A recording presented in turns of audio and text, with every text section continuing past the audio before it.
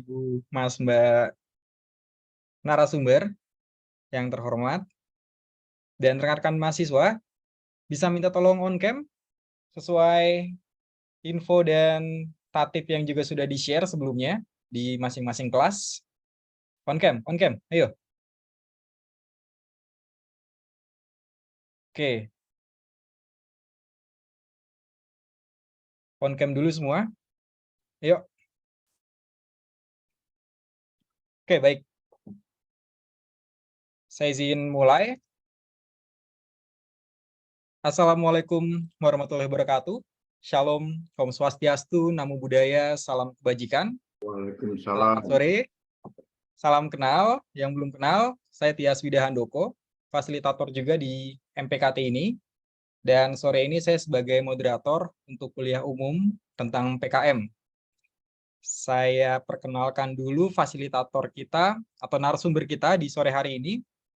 Beliau berasal dari PKM Center UI, Bapak Imam Syarif Hidayat, sudah bergabung? Oke, berikutnya ada medalis perak Timnas ke-34 tahun 2021, Mbak Christina Hersandi. Oke. Ya, selamat sore, Pak. Selamat sore. Terima kasih sudah berkenan jadi narasumber. Berikutnya, Salsa Muafiroh, Ketua Klub PKM UI 2023. Ya, selamat sore, Pak. Selamat sore, Mbak Salsa. Terima kasih juga sudah berkenan jadi narasumber. Baik, kita sesi kuliah umumnya satu narasumber di 30 menit, berhubung waktunya juga kita kejar sebelum maghrib, semoga bisa selesai. Dan setelah itu nanti ada sesi tanya-jawab, 3 penanya, 1 sesi, saya yang akan pilih, bisa juga nanti via chat ya, teman-teman mahasiswa, tolong diperhatikan karena ini jadi tugas UAS nanti di PKM. Oke, jadi sekarang sudah 16.05, sudah bisa kita mulai.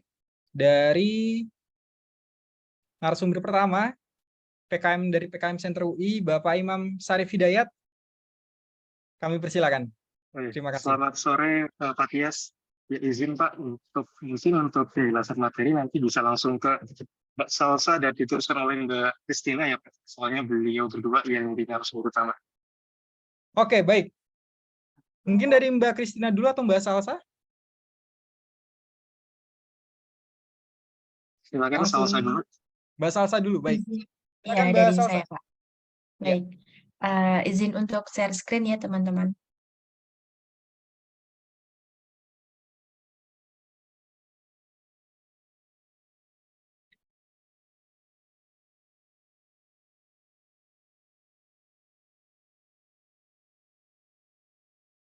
Baik, izin membuka. Assalamualaikum warahmatullahi wabarakatuh. Selamat sore semuanya. Selamat sore kepada Bapak Ibu dosen dari MPKT Fakultas Ilmu Administrasi Universitas Indonesia dan juga rekan-rekan mahasiswa yang berbahagia. Pada kesempatan kali ini, saya Salsa dari PKM Center UI izinkan untuk menyampaikan terkait apa sih program kreativitas mahasiswa, dan biasanya memang di dalam mata kuliah MPKT itu menjadi tugas wajib, tugas akhir yang akan harus dilaksanakan, harus pengerjaannya outputnya itu berupa PKM, kayak gitu. Nah, mungkin nanti saya akan menjelaskan terkait pengenalan PKM terlebih dahulu, dan nanti untuk materi jenis-jenisnya, terus bagaimana contoh-contohnya itu akan dilanjutkan oleh Kak Christine. Oke. Yang pertama, tentang PKM. Jadi, PKM itu merupakan program kreativitas mahasiswa, teman-teman. Nah, di sini program kreativitas mahasiswa itu kasarannya tuh kayak lomba karya tulis nasional yang dilaksanakan oleh Kemendikbudristek. Dan dari sejarahnya, dulu PIMNAS itu, PKM ini tuh awalnya adalah lomba karya tulis ilmiah, dan akhirnya berganti menjadi namanya menjadi PKM, kayak gitu. Nah, di dalam PKM ini itu terdiri dari 3 poin, teman-teman. Jadi dari pendidikan dan pengetahuan, lalu selanjutnya penelitian dan pengabdian masyarakat. Nah, jadi dari ilmu yang sudah teman-teman dapatkan di perkuliahan, di bangku perkuliahan, dari pendidikan dan pengetahuannya, teman-teman coba untuk melakukan riset gitu. Teman-teman lakukan riset dan bisa teman-teman terapkan melalui pengabdian masyarakat. Nah, untuk pengaplikasiannya sendiri itu semua bidang ilmu itu termasuk bagian dari program kreativitas. Mulai dari pendidikan, kewirausahaan, politik, ekonomi, sosial budaya, hingga kesehatan lingkungan itu juga bagian dari kreativitas. Jadi, apapun nanti bentuk output-nya itu nanti bisa dibuat PKM, bisa dibuat proposal penelitian. Nah, manfaatnya tuh apa sih? Manfaatnya tuh yang pertama, tentu nanti kalau di tahun ini ya dapat pendanaan hingga 12 juta. Jadi kalau teman-teman bisa simpulkan, PKM ini tuh kayak semacam hibah untuk mahasiswa dari Kemendikbudristek gitu. Nggak cuma dapat 12 juta, tapi teman-teman juga bisa loh konversi hingga 10 SKS gitu. Terus bisa juga dapat reward dari Kemendikbudristek, terus dapat peluang mendapatkan beasiswa dari Kemendikbudristek, dan diberikan insentif oleh kampus. Seperti itu. Nah, ini selanjutnya mengenai kondisi sekarang, teman-teman. Jadi, dari 3 tahun terakhir ya, dari tahun 2020 kemarin UI sayangnya mendapatkan peringkat 27, teman-teman. Dari, ya teman-teman lihat sendiri kan ya, maksudnya kayak universitas ternama dari UGM, UB, IPB itu bisa peringkat 5 besar gitu. Nah, di sini UI peringkat 27. Tapi seiring berjalannya waktu di tahun 2021 terjadi peningkatan yaitu peringkat 21 dan di tahun terakhir kemarin peringkat 17. Nah, yang menyebabkan hal-hal seperti ini, mengapa sih kok UI turun gitu? Karena yaitu kurang minatnya teman-teman untuk membuat sebuah proposal kreativitas mahasiswa PKM, proposal PKM seperti ini. Nggak cuman itu, karena di UI sendiri sebenarnya itu kayak kurang terkoordinir gitu, kurang terkoordinir antara tiap-tiap fakultas dan kemahasiswaan dan PKM Center gitu. Misal contohnya MPKT seperti ini ya, itu outputnya itu kan PKM. Nah, sebenarnya hasil dari PKM teman-teman di tugas MPKT ini tuh bisa loh dimasukin ke Simbel Mawa gitu, bisa dimasukin ke PKM tingkat UI, terus dimasukkan ke PKM tingkat nasional gitu, bisa di-apply. Cuma sayangnya selama ini itu belum terkoordinir antara tim MPKT tiap fakultas dengan teman-teman dari PKM Center, tim PKM Center kayak gitu. Jadi harapannya dengan teman-teman udah tahu nih kondisi UI yang seperti ini, dan harapannya setelah mungkin nanti teman-teman mengerjakan tugas MPKT ini nanti hasilnya siapa tahu nggak cuma jadi nilai akhir di nilai siak doang, nilai siak tuh mata kuliah MPKT teman-teman, tapi juga bisa lolos di nasional, dapat pendanaan, itu kan lebih bermanfaat dan lebih menjamin gitu. Gitu kurang lebih teman-teman. Nah, ini selanjutnya merupakan kuota PKM ya. Jadi dari 3 tahun terakhir, dari tahun 2021, itu klasternya itu kebetulan UI termasuk klaster pertama, klaster 1. Dari tahun 2021 sampai tahun 2023, alhamdulillahnya masih dapat klaster 1.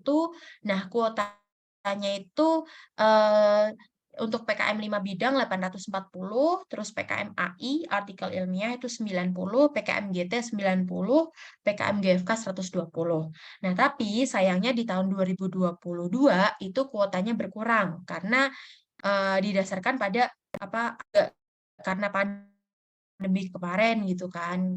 Itu berjalannya dikurangi gitu untuk dananya juga. Tapi di tahun 2023 terjadi peningkatan lagi, yang mana peningkatannya itu ada di PKM 8 bidang, yaitu 500 proposal kuotanya. Nah, untuk jenis-jenis PKM-nya nanti mungkin akan dijelaskan oleh Kak Christine ya setelah ini. Apa sih PKM 8 bidang, apa sih PKM AI, GFT, dan lain sebagainya. Gitu. Nah, ini merupakan kondisi PKM UI selama tahun ini, teman-teman. Jadi kalau dilihat dari jenis PKM-nya ya, kemarin kebetulan kan disubmit di bulan Maret ya, teman-teman. Nah, itu tercatat bahwa jenis PKM paling banyak itu PKM riset eksakta gitu, 280. Terus PKM selanjutnya itu paling banyak PKM gagasan futuristik kayak gitu. Dan totalnya 500 proposal kayak gitu. Dan kalau dilihat dari fakultasnya juga ya, itu paling banyak yang menyumbang PKM di UI itu paling banyak farmasi dan juga FT gitu. Nah, kalau dari VIA sendiri di sini tuh masih 14 proposal, teman-teman. Gitu. Terus untuk angkatannya itu paling banyak 2019 dan 2020. Nah, 2022 ini masih berjumlah 35, teman-teman, 35 proposal kayak gitu. Dan rekapitulasinya ya, dilihat dari rekapitulasi peningkatan ya dari 431 di tahun 2022 meningkat sebesar 500 di tahun 2023. Nah, diharapkan ya teman-teman, jadi dengan adanya sosialisasi ini, penyampaian materi nanti, siapa tahu di tahun depan VIA bisa menambah jumlah kuota proposal untuk disumbangkan ke UI, dari UI ke Kemendikbud kayak gitu. Karena kebanyakan ya teman-teman, kalau mau kasih contoh juga di beberapa tahun terakhir itu sebenarnya VIA tuh ada beberapa yang lolos, teman-teman. VIA tuh banyak yang lolos itu di PKM AI gitu. Nah, itu asalnya dari mana? Asalnya jadi kebanyakan teman-teman VIA yang dulu-dulu itu banyak yang lolos tuh ya dari tugas-tugas seperti itu, dimanfaatkan, dikembangkan lagi, akhirnya lolos kayak gitu. Itu sih contohnya ya kurang lebih. Nah, oke, selanjutnya terkait timeline. Jadi timeline-nya itu secara garis besar, itu tahap pertama dimulai dari sosialisasi dan penerimaan proposal. Kayak gitu. Sosialisasi ke berbagai fakultas, safari fakultas, atau mungkin di ospek-ospek seperti itu. Dan penerimaan proposal itu nanti insya Allah buat tahun depan itu akan dimulai di bulan Oktober, teman-teman. Bulan Oktober tahun ini. Jadi dimulainya lebih awal ya, di bulan Oktober atau November gitu.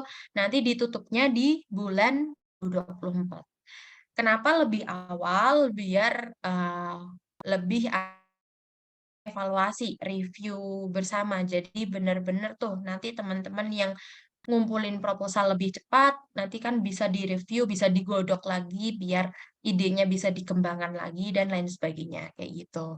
Terus tahap yang kedua itu pengumpulan kesimbil mawa dan review oleh Dikti. Terus tahap ketiga pelaksanaan lolos pendanaan. Terus tahap yang keempat itu monitoring dan evaluation dan PKP 2. Terus yang terakhir itu PIMNAS. Nah, PIMNAS itu merupakan final, presentasi final dari muara PKM itu sendiri. Gitu. Oke, selanjutnya ini yang terakhir ya. Jadi kalau teman-teman pengen tahu lebih lanjut tentang PKM, itu teman-teman bisa buka di IG-nya PKM Center UI, atau mungkin bisa klik juga di link tree-nya PKM UI ini. Nah, di link tree ini kalian bisa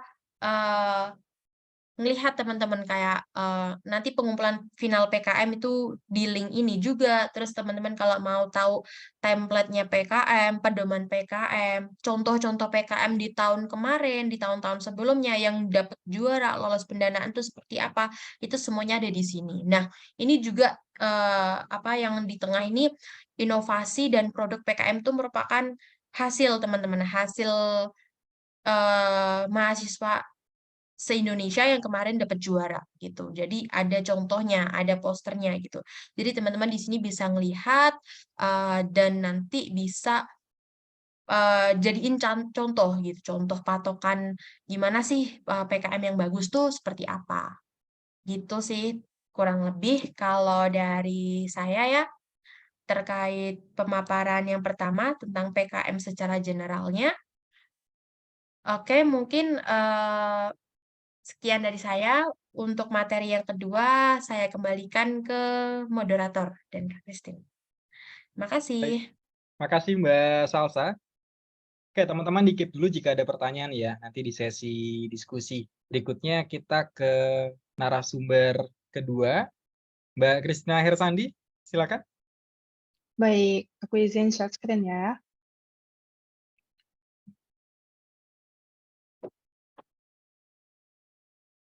Oke, apa sudah terlihat? Oke, Aku sudah bikin. sekarang. Sudah.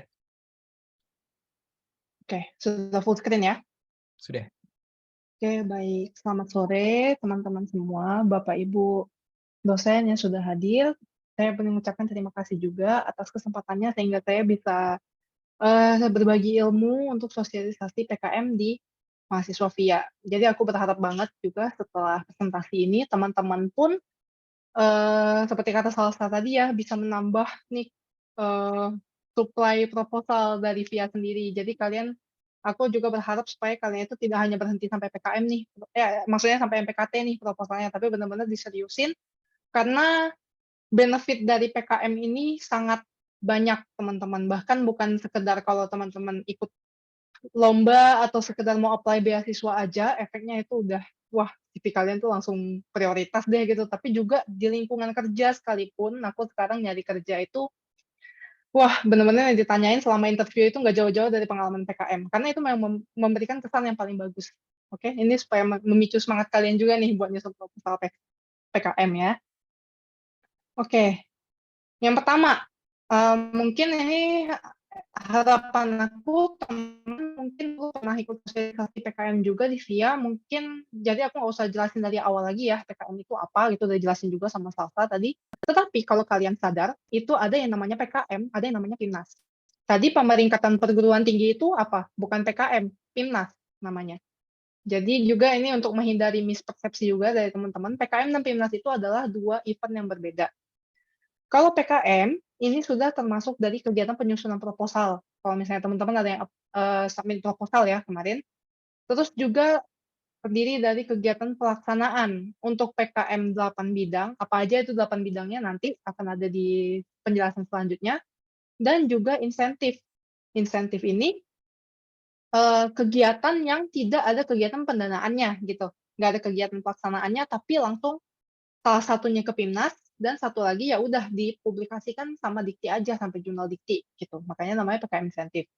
Dan juga selama pelaksanaan kalian nanti itu akan ada evaluasi dari ide dari yang kalian telah ajukan dalam proposal, dan di dalam proposal itu ide kalian merupakan solusi dari isu di masyarakat berdasarkan penerapan ilmu pengetahuan yang kalian dapat selama kuliah. Jadi ilmu kuliah kalian itu tidak hanya mendep ya sampai diri kita sendiri, tapi digunakan untuk bermanfaat bagi orang lain. Gitu. Terus PIMNAS itu adalah rangkaian setelah kegiatan PKM yang isinya apa? Kegiatan adu kreativitas dan dampak dari ide solusi kalian itu tadi yang telah dilaksanakan. Dan kalian itu akan mempresentasikannya itu di depan para juri nasional. Oke? Nah, tiap jenis PKM itu nanti akan dibagi menjadi kelas-kelas, dan juaranya juga akan terdiri dari 2 kategori. Kategori poster dan kategori presentasi, di mana penilaian untuk presentasi itu lebih banyak dan lebih rumit komponennya daripada untuk penilaian poster, gitu ya. Lalu, nah, kita ke jenis-jenis PKM. Nah, jenis-jenis PKM ini aku akui itu memang banyak ya, teman-teman, dan juga bagi mahasiswa yang masih baru mulai, itu bingung, ini masalah utama banget nih dalam menentukan jenis PKM yang sebenarnya cocok untuk jenis PKM mereka, gitu. Jadi untuk kelompok PKM sendiri dilihat di sini ya. Ini ada untuk PKM riset untuk yang pink ini, coklat kemitraan, cipta produk, futuristik, dan karya tulis ya. Untuk PKM riset, yang pertama itu ada riset eksakta dan riset sosial humaniora. Kalau kemitraan, itu karena kita di penerapan iptek dan pengabdian masyarakat ini khusus ya memang punya mitra, harus ada mitra kerjasama gitu. Terus untuk cipta produk, ini harus ada produknya. yaitu karsa cipta, karya inovatif, dan juga kewirausahaan. Kewirausahaan ini khusus produknya dijual ya teman-teman. Kalau karsa cipta dan karya inovatif ini lebih ke uji coba produk baru untuk karsa cipta, dan karya inovatif itu sebuah produk yang sudah skala jadi. Gitu. Nanti akan aku jelasin lagi di sesi selanjutnya. Terus juga untuk yang futuristik. Kenapa namanya futuristik? Karena tidak dilakukan saat itu juga, ya. Tapi ada lagi nih bedanya, video gagasan konstruktif dan juga gagasan futuristik tertulis. Ini ya, gagasan futuristik tertulis masuk dalam insentif. Apa bedanya? Nanti akan ada di sesi selanjutnya. Terlepas dari perbedaannya itu hanya sekedar video. Oke? Terus selanjutnya yang terakhir adalah PKM artikel ilmiah atau untuk karya tulis aja.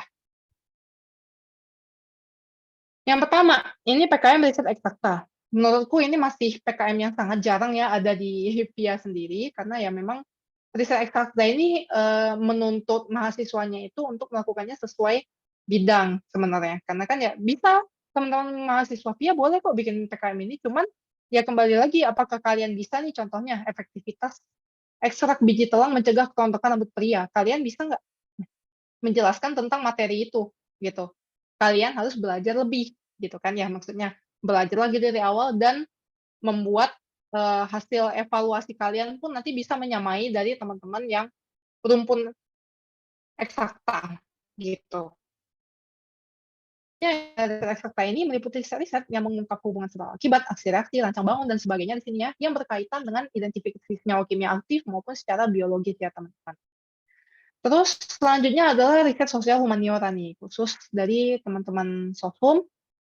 Nah, di sini bisa dilihat juga contohnya, ini aku tulis fakultasnya aja karena ini dari UI ya teman-teman. Jadi bukan berarti dari tadi udah dipaparin juga ya sama Salsa, tapi bukan berarti dari UI itu nggak ada. Ada ya teman-teman gitu presentasinya. Cuma memang butuh perhatian lebih dari teman-teman mahasiswa maupun keberanian dari teman-teman mahasiswa untuk maju menjelaskan ide-ide kalian dan menuangkan ide kalian. PKM RSH ini sama dengan PKM RE, cuman ya untuk sosum ya teman-teman terkait perilaku sosial, ekonomi, pendidikan, seni budaya masyarakat, dan terkait dengan kearifan lokal maupun perilaku kontemporer. Di sini bisa dilihat judulnya ya, kalau dibanding sama yang RE tadi, maaf. Nih, yang RE kan efektivitas ekstrak biji telang gitu ya. Terus kalau yang ini mediasi arak Jowo, format penyelesaian konflik sosial melalui peacemaking kriminologi. Udah beda banget ya teman-teman ya topiknya. Terus yang selanjutnya PKM penerapan IPTEK. Penerapan IPTEK ini merupakan proposal yang aku susun juga. Ini puji Tuhan, aku mendapatkan medali perak di jenis PKM aku ini. Jadi PKM PI ini pada dasarnya itu untuk menyelesaikan persoalan yang dihadapi oleh masyarakat yang berorientasi pada profit. Mungkin biar diperjelas lagi ya, berorientasi pada profit di sini maksudnya seperti lembaga kayak UMKM gitu ya teman-teman, perusahaan kelas menengah gitu juga boleh, skala besar juga boleh. Dan intinya produk yang kita gunakan itu yang kita berikan itu dapat menjadi solusi dari persoalan yang sedang mereka hadapi, masalah konkret yang sedang dihadapi ya. Dan di dalam PKM yang berkaitan sama mitra ini, yaitu PI dan selanjutnya itu PM, itu kalian harus ada surat kerjasama mitra. Jadi benar-benar mitranya itu kalian bukan mengada-ngada aja idenya, dan juga produk kalian pun sudah harus siap pakai di PI dan PM ini, nggak bisa uji coba lagi. Benar-benar sudah harus ada efeknya bagi para mitra kalian. Apa nih bedanya PKM PI dan PKM PM? Pengabdian masyarakat. Kan dua-duanya sama-sama pengabdian masyarakat, Kak. Tadi juga kayaknya semua itu untuk masyarakat deh, Kak. Bedanya nih, kalau pengabdian masyarakat ini ada mitranya ini, dia berorientasi pada lembaga non-profit. Lihat aja nih teman-teman dari judulnya ya. Di sini, dibandingkan dengan yang PI tadi, di sini produktivitasnya itu aku bersama dengan mitraku yang merupakan masyarakat UMKM, peserta UMKM yang berjualan madu. Kan jelas banget ya, mereka berorientasi pada profit gitu. Sedangkan yang ini non-profit, di mana anak di dusun, pendidikan karakter anak di dusun Kalinongko. Terus juga ada juga nih salah satunya yang PM itu, hari itu aku baca topiknya tentang pembudayaan hidroponik gitu untuk anak-anak di panti asuhan. Nggak mungkin ya kita anak panti asuhan gitu ya merupakan lembaga profit ya, kurang ajar itu namanya ya teman-teman. Jadi gitu, kalau kalian biar ada gambaran antara profit dan juga non profit gitu ya perbedaannya supaya nggak bingung lagi. Terus selanjutnya PKM Kasta Cipta. Jadi Kasta Cipta ini pada dasarnya itu kita membuat prototipe pengembangan sesuatu produk yang masih bentuknya kerangka. Seperti ini nih contohnya. Dari UI juga nih tahun lalu. Jadi mereka ini membuat suatu solar mechanical adjustable ray tracker. Jadi itu merupakan apa? Alat tabir surya, maksudnya pelacak surya gitu ya, teman-teman tahu ya, solar panel gitu. Sebagai penghasil listrik juga, saya ingat aku pada waktu itu. Dan ini kan namanya juga masih prototipe ya, ini tuh masih bisa dilihat, ini kerangka bentuknya, dan masih bisa dilakukan pengembangan lebih lanjut ke depannya, gitu.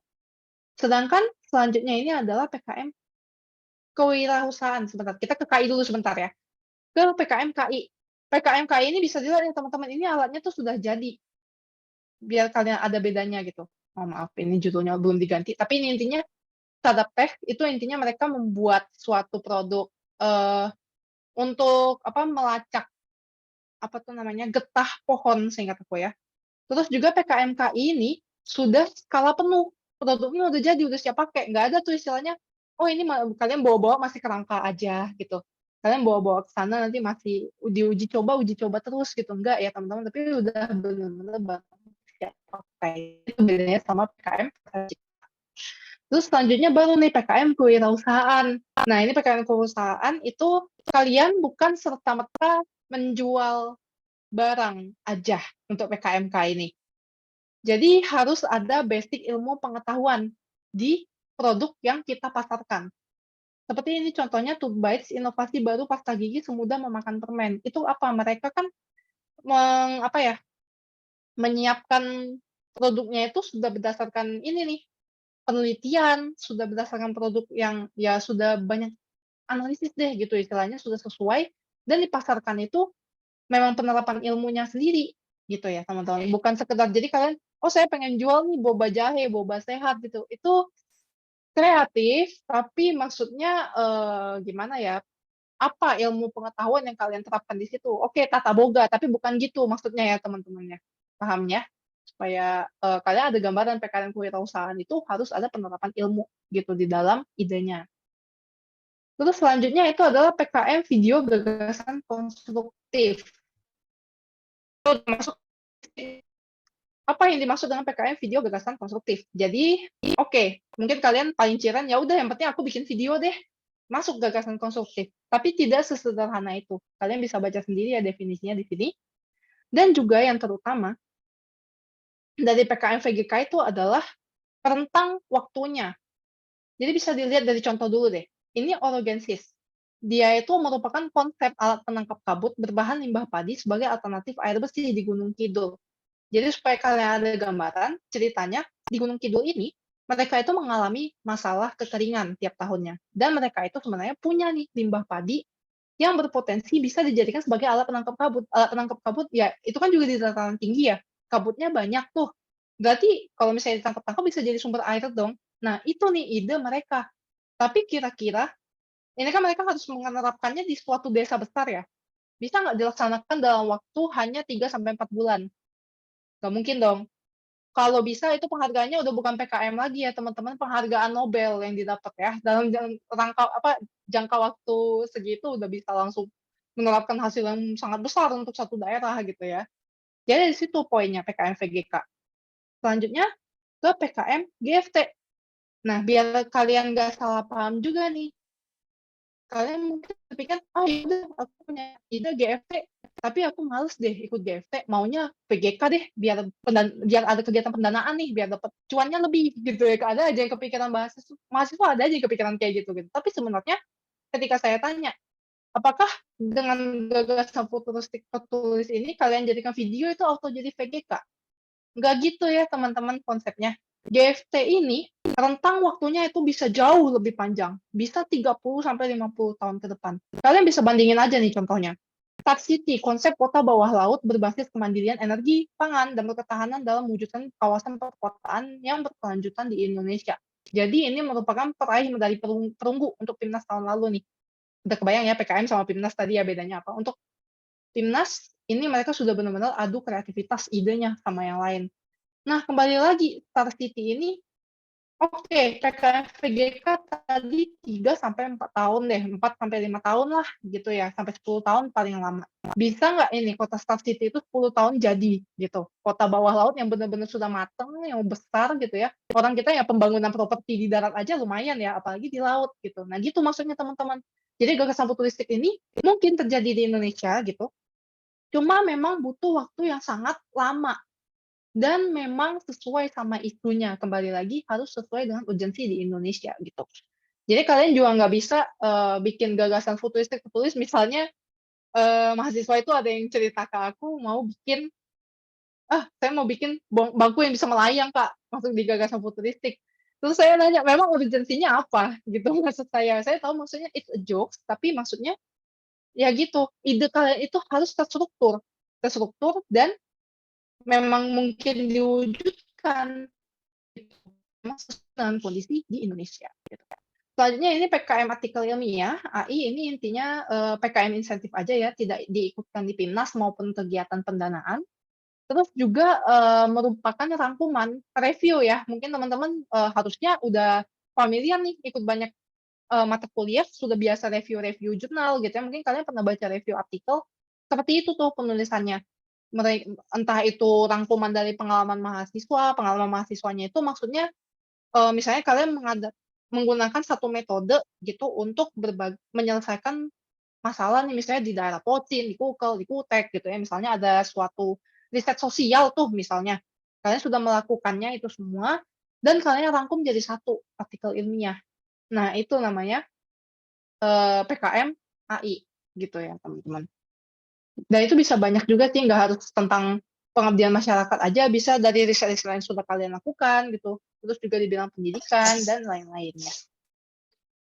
Lalu yang selanjutnya, nah ini ini aku bukan mau jelasin satu-satu, tapi maksudnya cuman mau memberitahukan ke kalian aja, kalau pada dasarnya semua PKM itu bisa kalian tulis, asalkan memang sesuai dengan bidang ilmu. Sesuai bidang ilmu ini bukan serta-merta sesuai sama jurusan aja, tetapi maksudnya nggak sesuai jurusan juga nggak apa-apa, tapi selama kalian bisa mengimbangi. Kayak aku tadi bilang ya, contohnya PKM RE. Apakah kalau kalian memang bisa ngejelasin manfaat potensi bunga telang itu dari unsur kimianya, dari dasar-dasar basic-basicnya gitu, karena kan nanti kalian kalau berhadapan sama juri, itu yang ditanya bukan serta-merta ide kalian aja gitu.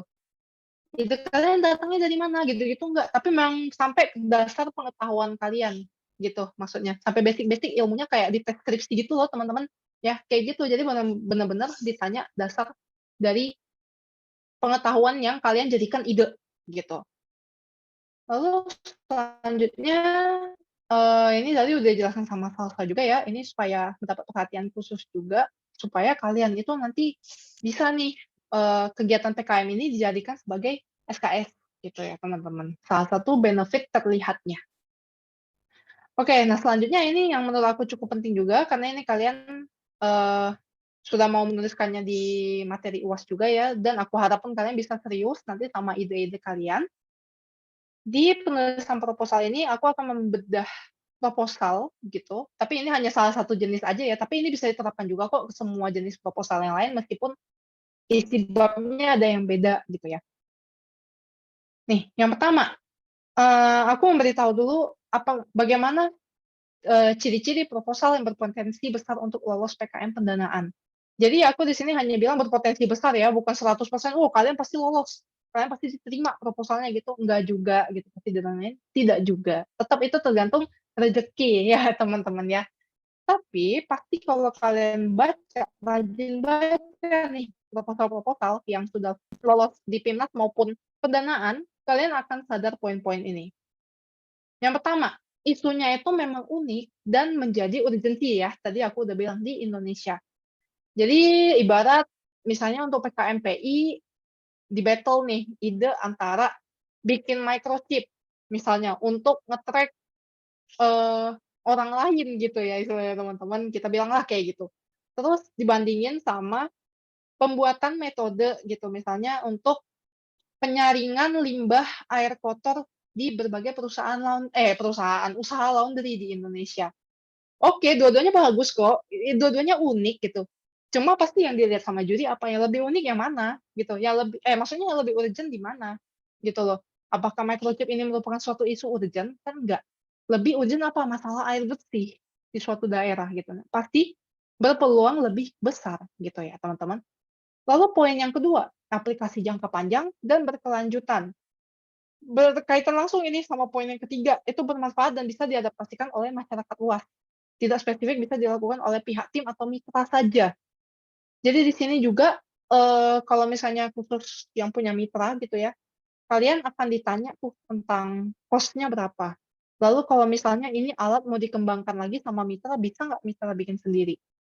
Pun sama, tadi kalau kalian perhatikan juga tuh dari contoh-contoh topik-topiknya ya, aplikasinya itu jangka panjang, penelitiannya itu masih bisa dilanjutkan. Semuanya berkelanjutan gitu loh. Dan juga itu bisa diterapkan di skala yang lebih luas gitu ya teman-teman. Terus juga yang selanjutnya itu karya original dan bukan mencontoh dari karya sebelumnya. Kenapa di sini aku tekankan bukan mencontoh dari karya sebelumnya, karena beberapa jenis proposal yang aku lihat itu yang disusun, itu misalnya, sudah pernah ada nih senior nulis dan itu penerapannya di daerah Depok misalnya. Terus ditulis lagi nih sama mahasiswa ini, metodenya sama aja nih, cuman diterapkan di mana, di daerah misalnya Jakarta Timur gitu. Itu namanya, bisa dibilang plagiarisme sebenarnya. Kalau di departemen aku itu tergolong masih plagiarisme. Jadi itu masih mengcopy ide orang lain juga ya teman-teman. Makanya kalian bukan berarti nggak boleh ya melihat punya orang lain, boleh, tapi harus kalian improvisasi. Karena dari topik aku sendiri pun, topik aku kan membuat pakan lebah ya, dari fermentasi pagi di dalam air beras. Kalian kira itu tiba-tiba, wih muncul di kepalaku, ting, aku mau coba deh gitu langsung bikin. Nggak kayak gitu teman-teman. Aku baca juga kok dari proposal senior gitu. Baca skripsi-skripsi senior, tapi senior pakainya apa? Medium dari lab, senior pakainya jenis ragi yang berbeda. Aku pakai ragi komersial yang mudah dicari oleh masyarakat di desa. Sedangkan ya para senior aku mau menggunakan ragi-ragi yang isolasi hasil dari lab, laboratorium gitu ya. Itu maksud aku melakukan improvisasi gitu, bukan mencontoh. Toh semuanya juga beda gitu kan, metode aku pun beda, tapi memang mirip kan intinya sama-sama bikin pakan lebah buat menyelesaikan problem kurangnya pakan lebah di daerah tertentu gitu. Itu contohnya ya. Terus juga yang terakhir ini sebenarnya poin eksternal ya, tapi menurut aku juga cukup krusial, di mana kita itu dari awal harus membangun tim dan relasi yang baik, gitu. Baik sesama tim, terus dengan Bapak Ibu dosen yang akan membimbing kita, karena ini peran Bapak Ibu dosen ini sangat penting ya teman-teman. Kalian mau cari mentor dari manapun gitu, tetap yang paling mengerti tentang metode yang sesuai dengan bidangnya, itu adalah dari dosen kita sendiri, yang mengetahui kapabilitas kita juga itu Bapak Ibu dosen kita juga, ya. Jadi jangan sampai ya udah nyusun proposal, Bapak Ibu dosennya cuman, ya bagian administrasi aja deh lengkap-lengkapin Bapak Ibu, nah nggak boleh kayak gitu ya. Harus diskusi tentang idenya juga, tentang ya pelaksanaannya juga harus didiskusikan juga supaya pelaksanaannya itu tetap terarah dan lancar gitu ya teman-teman. Terus, relasi baik sama mitra tentu kalau kalian punya mitra. Oh ya berkaitan sama mitra, biar, nggak miss juga, karena ada aja mahasiswa yang masih tadi miss antara jenis-jenis PKM. Jadi hari itu ada mahasiswa yang ingin membuat PKMK, dia ini sebenarnya PKMK banget. Tapi dia bilang, "Tapi Kak, ini saya meningkatkan produktivitas mitra loh Kak." Terus saya bingung tuh, "Hah? Maksudnya meningkatkan produktivitas mitra apa?" Gitu kan. Jadi ceritanya ini mitra saya itu produksi bahan baku saya nih, Kak. Jadi saya tingkatkan dong karena saya pesan terus. Berarti saya PKM-PM dong, atau saya PKM-PI dong, dia bilang. Tidak demikian ya teman-teman, untuk kembali ke jenis PKM tadi ya, supaya kalian nggak salah paham. Jadi kalau mitra sebagai suplai bahan baku aja, itu di dalam PKMK juga nggak apa-apa ya teman-teman, tapi itu tidak menjadikan PKM kalian jadi PI atau K. Karena itu kembali lagi berarti kalian meningkatkan produktivitas mitra itu, produknya itu kalian kasih ke mereka gitu, bukan kalian jual gitu ya, produk yang udah dibeli kalian jual gitu. Nah terus selanjutnya lagi, lanjut, sebagai kalian harus menjalankan relasi yang baik itu juga dengan berbagai pihak yang terlibat. Pihak yang terlibat ini nanti kalian saat pelaksanaan itu tentu ada dari Direktorat Kemahasiswaan. Karena segala macam urusan perguruan tinggi itu dari Direktorat Kemahasiswaan ya, teman-teman, administrasinya. Terus juga sama PKM Center. PKM Center apa? Menjadi mentor, menjadi pendamping, fasilitator kalian juga nanti yang akan menjadi pengingat, terus juga teman diskusi, teman notulensi, ya. Jadi itu pelaksanaan PKM ini perlu kalian note juga, ini kegiatannya itu panjang, ya, teman-teman. Bukan lomba yang 2-3 bulan selesai, enggak. Bisa sampai setengah tahun lombanya itu ya, dari pelaksanaan, bahkan dari penulisan, pelaksanaan, sampai ke PIMNAS-nya kalau kalian lanjut ke PIMNAS, gitu. Terus yang selanjutnya, ini lebih ke isinya nih. Isinya itu harus patuh administrasi. Di sini juga aku harap nanti kalian pun nulis PKM itu, meskipun hanya untuk MPKT, dan aku harap bisa lanjut ke tahap selanjutnya ya, patuhlah pada pedoman. Karena banyak banget ya teman-teman, mahasiswa UI itu aku lihatnya, ngomong kasar ya, aku ya agak ngomong kasarnya itu, gugur dengan konyol. Karena apa? Batu, nggak mau baca pedoman. Sudah dibilang nih, nulisnya yang benar ini tolong ya, marginnya diperbaiki. Tolong ya jenis fontnya disesuaikan sama pedoman Times New Roman. Nggak susah kok ngikutin administrasinya itu, teman-teman. Tapi apa? Batu. Padahal idenya udah bagus tuh sebenarnya, idenya bagus. Memang di-submit itu udah mantap sebenarnya ya, susunan substansinya, tapi administrasi nggak patuh, gitu ya. Penilaian yang pertama itu bukan ide kalian bagus apa enggak, tapi sesuai atau tidak penulisan kalian itu terhadap pedoman. Percuma ide sebagus apapun, dari awal aja kelihatan salah gitu, ada tulisan pakai kalibri, salam. Konyol kan namanya, gugur dengan konyol. Karena apa? Entah itu tidak teliti atau memang batu sendiri gitu ya, udah dikasih tahu buat diperbaiki tapi nggak mau baca pedoman gitu istilahnya. Terus yang selanjutnya gunakan bahasa yang lebih umum dan mudah dipahami. Karena dari proposal yang kalian submit, itu belum tentu juri memahami dan berasal dari bidang yang sama. Jadi contohnya untuk PKMPI aku sendiri, juriku kemarin itu tidak ada dari biologi, teman-teman. Juri aku itu dari teknik mesin, agrikultur, dan teknik sipil. Kalau aku pakai bahasa terlalu aneh-aneh gitu ya, terlalu spesifik, mereka nggak ngerti, ya gimana tuh mau memahami idenya, ya kan? Terus yang selanjutnya itu latar belakang. Latar belakang kalian itu ilmiah dan benar. Tunjukkan bahwa solusi dan penerapan ilmu yang ditawarkan sesuai. Jadi di latar belakang ini ilmiah dan benar karena apa? Penulisan rata-rata mahasiswa juga, kayaknya penulisan aku juga belum sebaik itu pada waktu itu ya. Tapi memang latar belakang yang paling dilirik oleh juri itu adalah yang sesuai dengan data, ada bukti gitu. Kalian nggak cuma istilahnya omong kosong aja di latar belakang itu. Penilaiannya subjektif gitu istilahnya. Tapi harus ada data-data yang mendukung latar belakang kalian. Terus juga tinjauan pustakanya relevan, ada kebaruan penelitian ya. Jadi jangan gunakan penelitian yang sudah lama banget, padahal sebenarnya sudah ada tuh penelitian yang terbaru gitu ya. Terus juga metode jelas, logis, sistematis, ada evaluasi dan menunjukkan potensi keberlanjutan tadi ya. Terus metode ini kembali lagi kalian harus tadi ya menggunakan bahasanya mudah dipahami karena metode nih yang paling rawan tidak dipahami oleh orang lain gitu ya. Jangan juga dibuat bolak-balik. To the point aja aliran kalian itu ingin seperti apa, dibuat diagramnya boleh juga. Aliran diagram metode gitu. Harus kemana dulu, ngapain dulu gitu. Terus selanjutnya anggaran dan jadwal kegiatan itu sesuai pedoman. Karena ini aku nggak bisa ngasih contoh yang spesifik karena apa? Anggaran dan jadwal kegiatan ini selalu berubah tiap tahun. Ya, jadi makanya tadi baca pedoman di sini ya. Jadi kalian harus bisa ngikutin. Terus logis ya, bikin anggarannya jangan misalnya kalian beli gunting 1 juta gitu ya.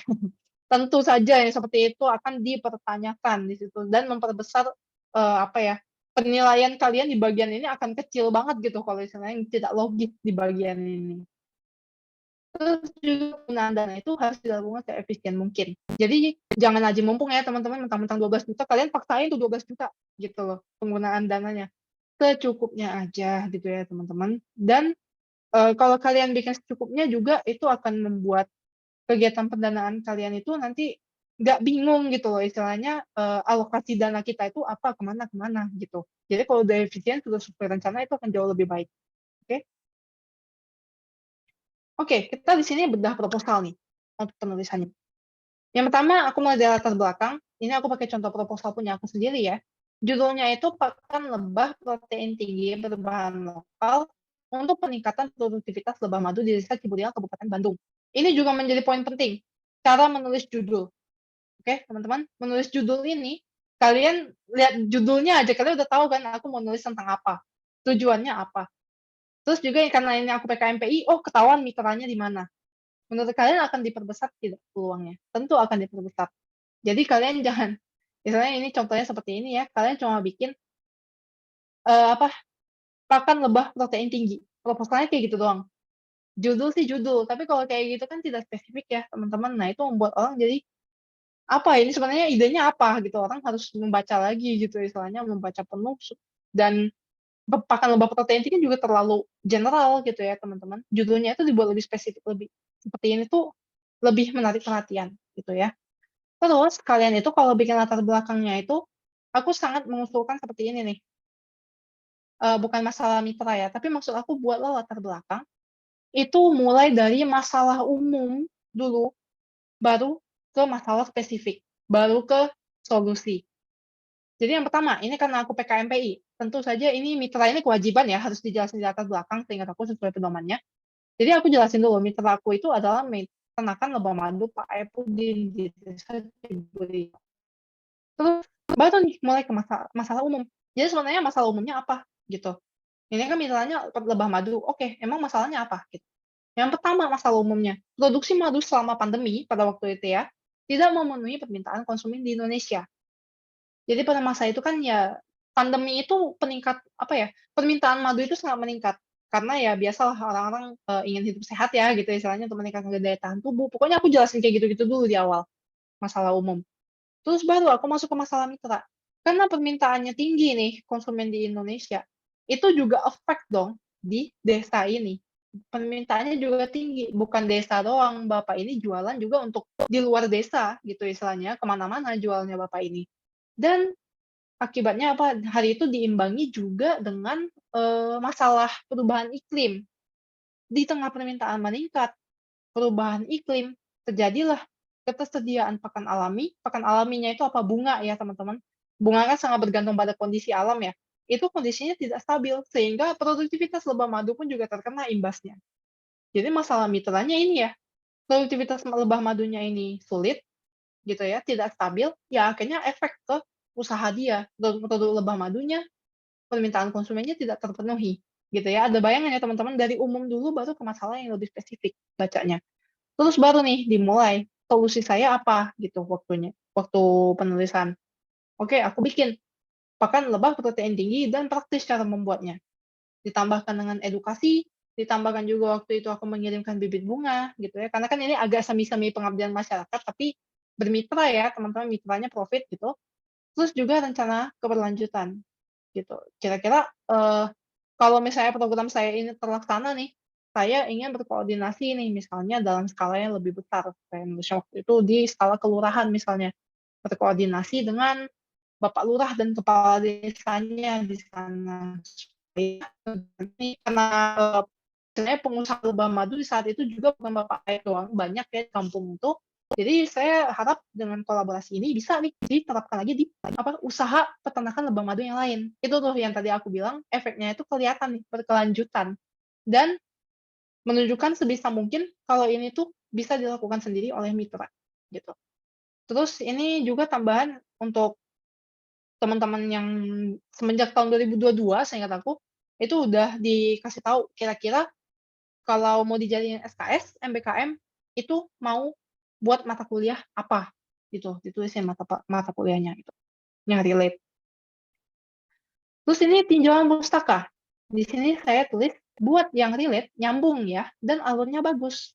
Di sini apa nih maksudnya? Banyak juga nih proposal di mana tinjauan pustakanya itu dibuatnya sepenggal-sepenggal gitu, teman-teman, ngerti nggak? Sepenggal-sepenggal dan kurang bisa nih kaitkan secara mulus gitu, kita bacanya tuh nggak ngalir gitu. dan dikaitkan sama apa topik awal, latar belakang gitu ya. Aku contohin aja nih, masih ingat ya judulnya ini pakan lebah protein tinggi untuk peningkatan produktivitas lebah madu di Desa Cibudewa, Kabupaten Bandung. Aku mulai dulu dari jenis lebahnya. Oh, kok dari jenis lebah, Kak? Iya, karena desa itu spesifik membudidayakan satu jenis madu, maaf, satu jenis lebah ini, Apis cerana. Pertama, jelasin dulu nih tentang produk lebah gitu ya, dan lebahnya itu sendiri, serta peran lebahnya sebagai polinator bunga. Oke, sebagai polinator bunga, di sini masih general nih. Lanjut ke 2.2, pakan alami lebah madu Apis cerana. Aku udah jelasin tuh, Apis cerana itu adalah polinator bunga, dia mendapat makanan dari bunga juga, gitu kan. Aku jelasin apa itu manfaat bunga sebagai pakan alami. Mulai lanjut ke kendala. Kendala apa tuh yang bisa mempengaruhi bunga. Jadi di sini tinjauan pustakanya aku bukan serta-merta ngejelasin mitra ya, ngejelasin mitra kan udah di awal. Masalahnya udah ada di latar belakang. Aku kaitkan lagi, aku kuatkan masalah yang sedang terjadi di mitra itu dalam teorinya.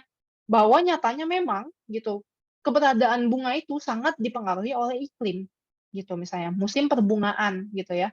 Aku jelaskan di landasan teori dan, ada apa ya, bukti-bukti bacaan jurnal yang mendukung pernyataan dan permasalahan dari mitra itu, gitu.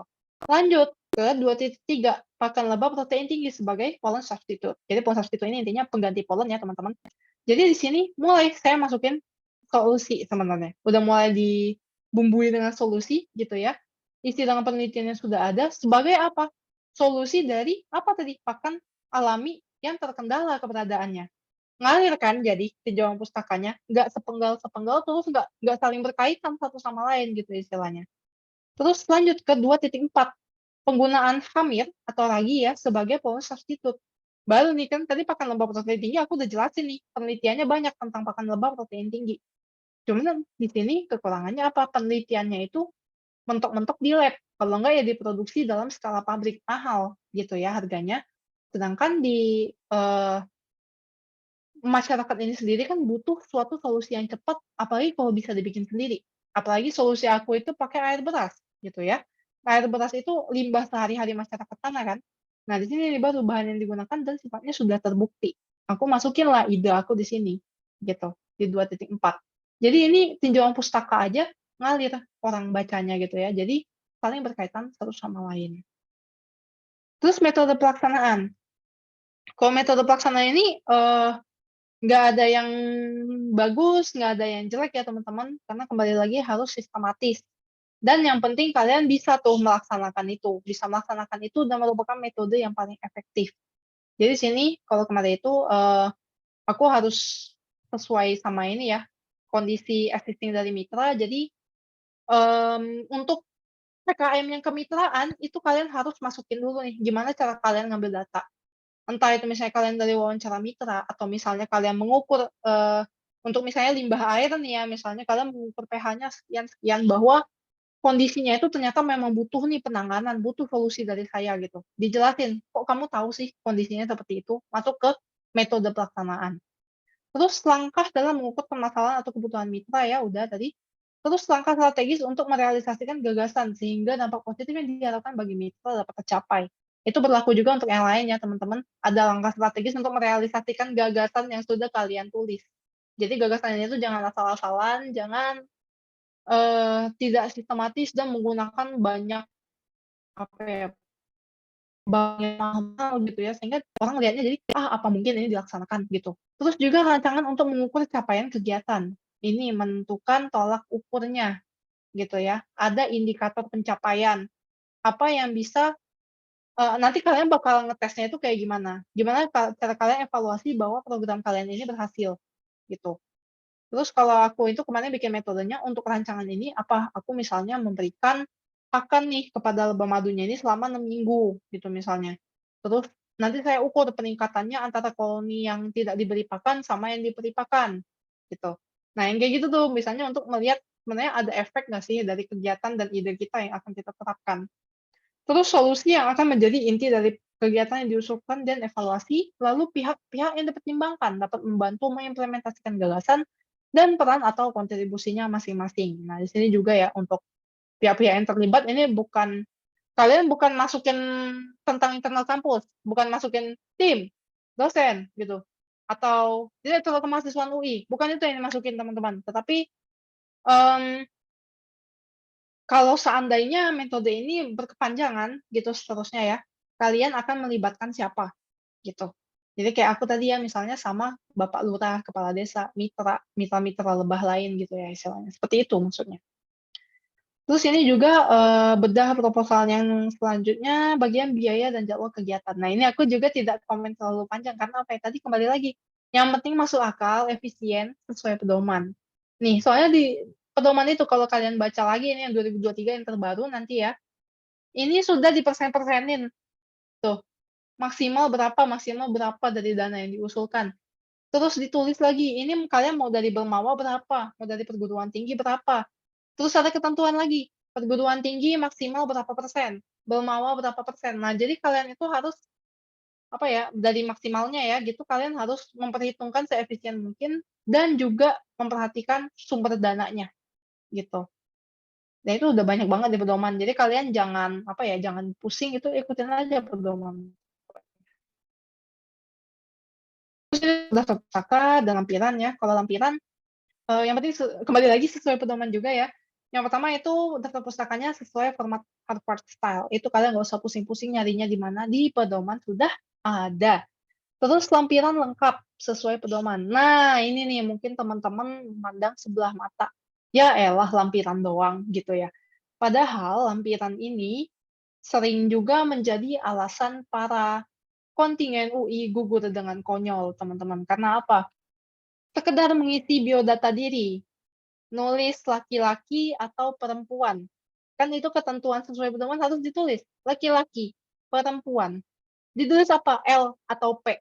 Gugur proposal kalian dengan konyol ya, teman-teman. Jadi aku harap kalian benar-benar teliti gitu. Jangan sampai kalian menyakiti diri sendiri ya, karena tidak taatan pada proposal gitu, atau karena kalian tidak teliti. Karena PKM Center sendiri sudah menyediakan jasa ya, jasa review gitu, supaya apa? Ada yang mengoreksi, ada pihak eksternal yang mengoreksi gitu kerja kalian. Karena kan kalau kalian sendiri yang meriksa-meriksa tuh biasanya suka ya udah ngerasa sudah bener deh kayaknya semuanya gitu ya. Padahal ternyata tidak teliti gitu, ada yang kelewat. Tapi kalau pihak eksternal itu sudah sesuai pedoman yang berlaku juga di centang-centangnya sendiri, itu kalian juga bisa mendapatkan feedback yang lebih baik lah gitu daripada meriksa sendiri. Dan ini nggak usah banyak-banyak proposalnya, itu dari semua pendahuluan sampai daftar pustaka itu maksimal 10 halaman. Ya Kak, nggak bisa nih Kak, ada 11 halaman. Ya udah submit aja kalau 11 halaman, paling gugur ya teman-teman ya. Jadi 10 halaman maksimalnya, oke? Nah, udah itu aja informasi yang bisa aku bagikan. Aku sangat terbuka untuk kritik, saran, dan juga untuk pertanyaan ya. Dan juga mungkin teman-teman yang mau minta tolong gitu untuk bantuin gitu menilai proposalnya seperti apa. Kalau memang benar-benar mau diajukan, feel free untuk DM aja ke Instagram Christina Hersanti. Terima kasih. Oke, terima kasih Mbak Christina. Oh ini lengkap banget penjelasannya tentang PKM ya. Sangat-sangat komprehensif dan holistik. Dan berhubung masih di jam 5, tadi saya bilang cukup satu sesi untuk pertanyaan, tapi ini sebenarnya bisa di 2 sesi dengan 3 penanya masing-masing. Sesi pertama 3 penanya, tadi ada Chelsea, Muhammad Bintang, satu lagi.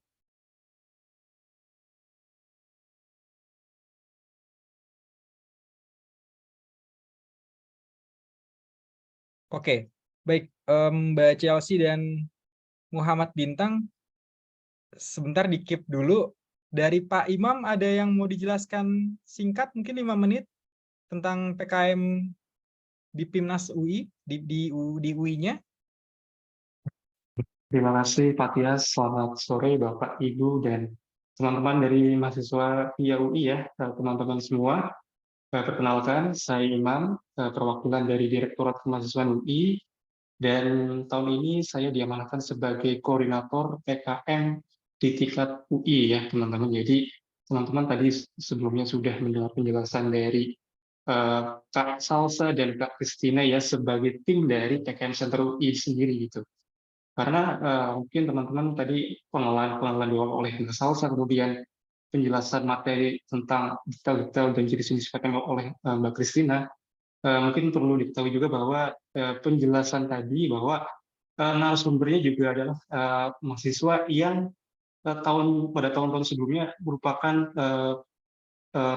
penyusun proposal PKM yang lolos pendanaan hingga PIMNAS. Diketahui juga bahwa Mbak Christina sendiri ini adalah medalis perak di PIMNAS tahun 2021 ya teman-teman. Jadi penjelasannya tidak perlu diragukan lagi oleh teman-teman.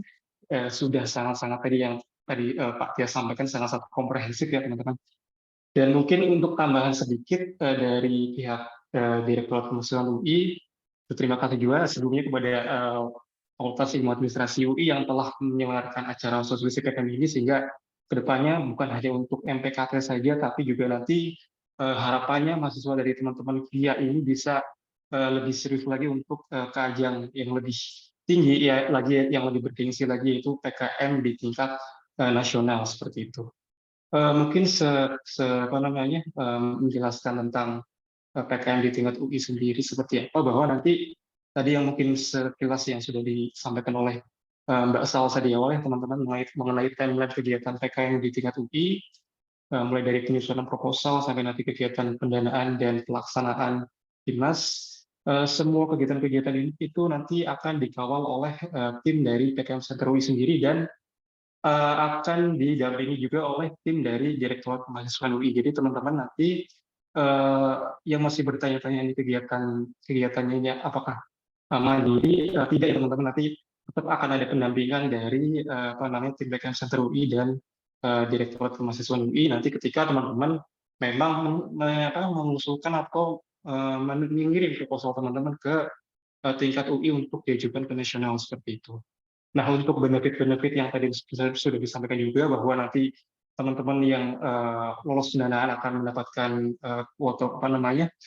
pemberian pendanaan juga dari Dikti maupun dari perguruan tinggi yaitu UI. Jadi itu salah satu benefitnya. Kemudian juga nanti ketika teman-teman melakukan kegiatan pendanaan itu bukan hanya teman-teman presentasi langsung di nasional ya teman-teman melalui juri, akan tetapi sebelum itu juga teman-teman akan didampingi dan dievaluasi terus-menerus mengenai proposal ataupun ide-ide teman-teman yang sudah teman-teman susun sebelumnya di proposal, akan terus digodok lagi, dipermantap lagi ketika nanti teman-teman lulus pendanaan, sehingga pendampingan dari UI itu benar-benar akan kita maksimalkan ya teman-teman, bagi teman-teman yang nantinya lolos pendanaan.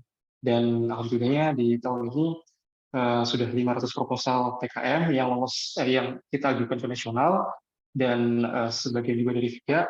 Insya Allah mungkin nanti tahun ini lebih banyak lagi ya teman-teman dari VIA yang lolos ke nasional. Dan teman-teman yang belum menyusun proposal, berhubungan ini dengan teman-teman yang mungkin tadi informasi yang saya dapat ini adalah mahasiswa angkatan 2022 ya. Jadi angkatan baru, memang untuk angkatan baru memang perlu penyesuaian lagi, karena PKM ini kan seperti yang sudah disampaikan bahwa perlu penyesuaian bidang keilmuan ya teman-teman. Jadi kesempatan di tahun-tahun berikutnya itu lebih terbuka lagi ya bagi teman-teman. Jadi tadi yang sudah disampaikan, timeline untuk tahun depan juga sudah mulai dilakukan di akhir tahun ini. Jadi teman-teman bisa siap-siap dari penyusunan proposal PKM untuk tugas MPKT mungkin di awal, tadi nantinya bisa dilanjutkan ke tingkat PKM UI ataupun insya Allah ke nasional juga. Seperti itu teman-teman. Dan untuk benefit-benefit yang lainnya, teman-teman ketika teman-teman lulus nasional juga presentasi di final PIMNAS, teman-teman tidak hanya berangkat ke tempat lokasi ya, tapi teman-teman juga difasilitasi dari segala pendanaan ataupun akomodasi, dan juga di sana juga akan mendapatkan pengalaman-pengalaman baru, karena teman-teman juga bertemu dengan kontestan dari seluruh universitas dari seluruh Indonesia teman-teman. Jadi mungkin tadi Kak Christina yang udah pernah menjadi juara PIMNAS, udah pernah pengalaman juga berkunjung ataupun melakukan kegiatan final PIMNAS di Malang ya kalau tahun lalu teman-teman. Itu pengalamannya sangat luar biasa.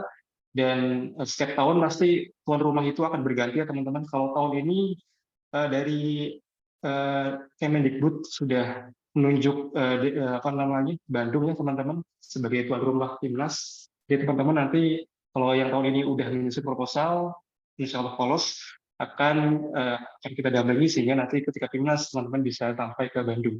Kemudian tahun depan juga pasti akan ada tuan rumah baru, daerah-daerah baru juga yang mungkin teman-teman bisa berkesempatan berkunjung ke sana. Mungkin itu Pak Tias yang sedikit saya sampaikan. Mungkin bisa dilanjutkan ke sesi berikutnya. Terima kasih. Oke, terima kasih Pak Imam. Seperti tadi dijelaskan Mbak Christine juga ya, bangun relasi dengan mitra, dengan dosen, dan juga dengan PKM UI Center gitu ya. Jadi teman-teman nanti banyak kontakan juga mungkin dengan Pak Imam misalnya nanti fokus ke PKM dan Timnas gitu. Oke, ini sudah ada 3 mahasiswa, Chelsea, Bintang, dan Bagus. Dari Chelsea dulu silakan.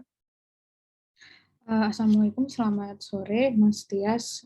Sore. Jadi saya ingin bertanya, kalau misalnya untuk yang PKM yang futuristik, itu kan ada anggaran ya. Nah, anggarannya itu apakah untuk mewujudkan si pandangan futuristiknya itu tadi, atau untuk risetnya doang? Baru yang kedua, kalau misalnya untuknya, misalnya ini saya ikut PKM yang namun untuk kedepannya mungkin 2 tahun atau 5 tahun itu analisa saya atau paper saya salah menganalisa masa depan yang saya catat itu tidak terjadi pokoknya. Apakah itu mendapatkan sanksi dari panitia lombanya sendiri? Oke, kita keep dulu. Terima kasih Mbak Chelsea. Berikutnya, Bintang. Baik, apa suara jelas, Mas? Jelas. Baik, terima kasih sebelumnya kepada Mas Tias, Kak Sandi, dan Pak Yontai sudah tadi memaparkan beberapa materi dan memimpin acara kali ini. Saya Bintang, izin bertanya kepada Kak Krisnya khususnya. Mungkin lebih ke hal non teknikal sih gitu. Yang pertama tuh gimana sih dulu Kak Krisnya tuh membangun motivasi kalau semangat untuk ikut ber-PKM Ria ini dan membangun tim yang solid dan lain-lainnya gitu loh. Terus yang kedua tuh selain tadi kan sering lebih dijelasin hal teknikal ya kayak misalkan latar belakang gimana, terus pinjam pustaka, terus bikin itu harusnya berapa halaman dan lain-lain. Terus yang kedua ini aku mau tanya hal non teknikal lagi. Selain hal teknikal tadi tuh hal yang the most tricky things in non-technical way itu apa ya? Kan misalkan kayak apalah yang pernah dialami sendiri dari Kak Kristina gitu. Udah sih Kak, 2 pertanyaan itu aja. Jelas nggak dari Kak Kristinanya atau ada yang terputus? Oh baik. Terima kasih gitu Mas Tias. Oke, makasih Bintang. Berikutnya Bagus, Ida Bagus silakan. Baik, sebelumnya terima kasih Kak Tias dan juga Kak Krisna atas presentasinya tadi. Jadi terkait tadi untuk PKM sendiri, saya ada beberapa pertanyaan. Yang pertama itu terkait dengan mungkin sumber untuk mahasiswa itu sendiri Kak Kristina. Jadi untuk terkait misalkan contoh-contoh proposal dan juga misalkan judul-judul yang lolos sampai Timnas dari UI sendiri itu apakah dari mahasiswa itu bisa mengakses terkait mungkin judul-judul dan proposal tersebut, dan jika ya bisa diakses di mana. Dan juga yang kedua itu terkait dengan misalkan untuk mahasiswa yang berminat untuk ikut PKM namun di luar dalam ruang lingkup MPKT ini, dalam artian kan kalau saya tidak salah dulu satu mahasiswa itu bisa mengajukan, dalam artian bisa tergabung dalam 2 tim seperti itu ya Kak Kristina ya. Dan apakah dalam hal tersebut sekarang itu maksudnya yang di luar MPKT itu bisa diajukan untuk yang sekarang, dan yang terakhir itu yang ketiga terkait dengan mungkin spesifik terhadap PKM RSH itu, misalkan dalam misalkan ada mahasiswa yang ikut dalam PKM RSH dan itu kan banyak ada topik-topik yang dalam artian sudah pernah diteliti dan juga sudah dikembangkan. Nah itu menurut Kak Krisna itu lebih baik mengembangkan suatu dalam artian topik yang misalkan sudah pernah diteliti sebelumnya, atau memang benar-benar mencari suatu hal yang baru dan itu dikembangkan dalam PKM tersebut. Seperti itu Kak Kristina. Oke, terima kasih. Bagus. Jadi tadi 3 pertanyaan dari Chelsea terkait PKM futuristik dan juga anggarannya. Terus bagaimana jika 5 tahun ke depan ternyata miss gitu prediksinya ya. Berikutnya dari Bintang, gimana cara membangun motivasi? Menarik nih. Oke, berikutnya dari Ida Bagus tadi contoh proposal. Kalau bisa akses itu di mana? Kemudian yang PKM RSH, apakah lebih baik pakai yang sebelumnya misalnya topik atau bikin yang baru, dan juga tadi apakah bisa satu mahasiswa tergabung di 2 tim gitu. Ini kayaknya eager banget nih. Dia bagus mau 5 PKM mungkin ya bikin. Oke, baik. Mbak Kristina atau Mbak Salsa? Kayaknya saya dulu kali ya, Siap. Salsa kayaknya live from deh. Oke, silakan. Oke, untuk yang pertama dulu dari Chelsea tadi, futuristik yang dimaksud ini mungkin yang punya VGK ya, Chelsea ya? Ada Benar. 2 nih soalnya. Ya, kalau yang VGK itu, anggaran kalian itu ditujukan untuk bikin, apa tuh, videonya. Jadi itu kalian kalau misalnya sewa kamera gitu, terus mau nyewa properti gitu-gitu, atau misalnya kalian mau survei ke tempatnya gitu-gitu, kalian pakai dana dari situ. Itu anggarannya. Terus kalau misalnya sampai salah analisa nih, waktunya kayak gimana? Ya tidak apa-apa, karena, untuk pelaksanaannya sendiri yang VGK itu, kalian tidak melaksanakan itu sebenarnya. Kalian hanya, menggambarkan ide kalian dan solusi yang mungkin akan diberikan, yang penting kan solusinya dari masalah yang beneran ada nih, gitu ya. Masalahnya beneran ada dan solusinya itu memanfaatkan berbagai potensi yang sudah terbukti ada juga di tempat itu, gitu. Mungkin apakah cukup jelas jawabannya, Chelsea? Nggak ada ini kok, nggak ada hukuman apa-apa kok gitu, saya ada sanksi dari juri gitu-gitu nggak ada kok. Ya. Oh, baik gitu, Kak. Makasih. Oke. Sama-sama masih belum join ya. Lanjut ke pertanyaan kedua dulu ya mungkin, Pak.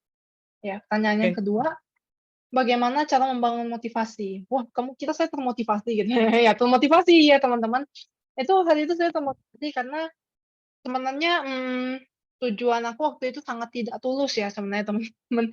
Jadi, makanya di sini aku bilang ke kalian supaya kalian itu melaksanakan PKM itu dengan niat yang benar-benar tulus. Jadi, aku kan hari itu benar-benar mau memberikan solusi untuk mitra, tapi juga menjadikan itu sebagai topik skripsi aku pada waktu itu. Nah, jadi adalah kepikiran ya aku yang penting ini buat skripsi dan juga ya mendapatkan pendanaan yang luar biasa gitu ya dari Kemendikbud.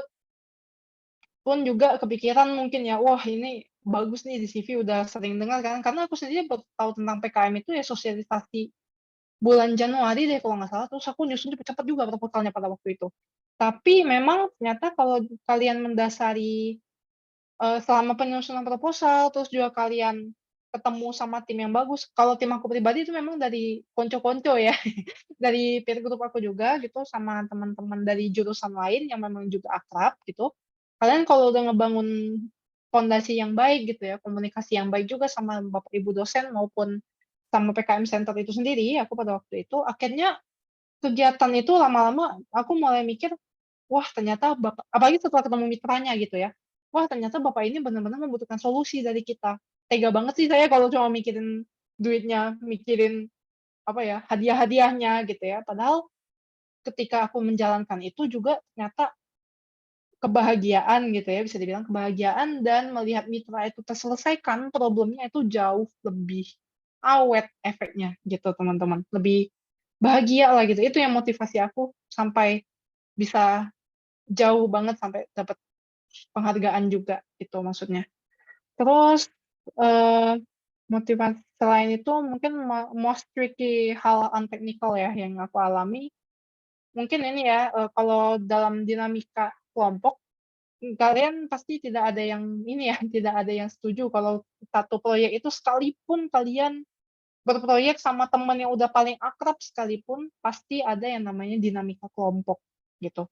Entah itu miskom, entah itu masalah personal dari masing-masing anggota tim, belum lagi kalau misalnya apalagi aku melaksanakannya di pandemi Covid tuh, pandemi Covid dan keluarga aku sendiri juga ya ada duka cita juga waktu itu di keluarga aku ya benar-benar, tricky-nya itu ketika kita berusaha mengontrol emosi kita gitu, terus bagaimana cara kita membuat semua anggota tim itu tetap dalam satu frekuensi, kerjanya enjoy ya, terutama kalau kalian jadi ketua tim, jangan membuat tim itu kerjanya tersiksa.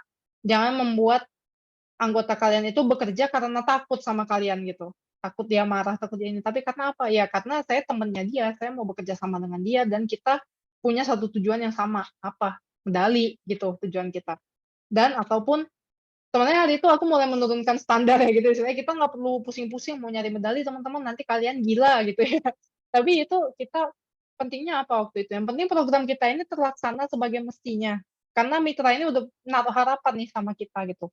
Jadi ketika sudah dilaksanakan, target kita yang paling utama adalah kita bisa memanfaatkan potensi dari diri kita sendiri maupun dari sumber daya yang sudah ada, itu untuk menyelesaikan isu yang ada di masyarakat. Cielah. Ya itu.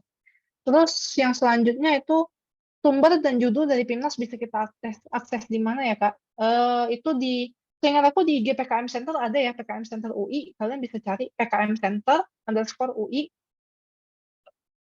Itu ada kayak link tree-nya, itu di situ ada tuh contoh proposal, ada pedoman terbaru, terus juga ada judul-judul dari proposal sebelumnya, itu ada semua teman-teman di situ. Jadi kalian kalau misalnya mau mulai ngelihat alur penulisan itu seperti apa, itu ada semua di sana.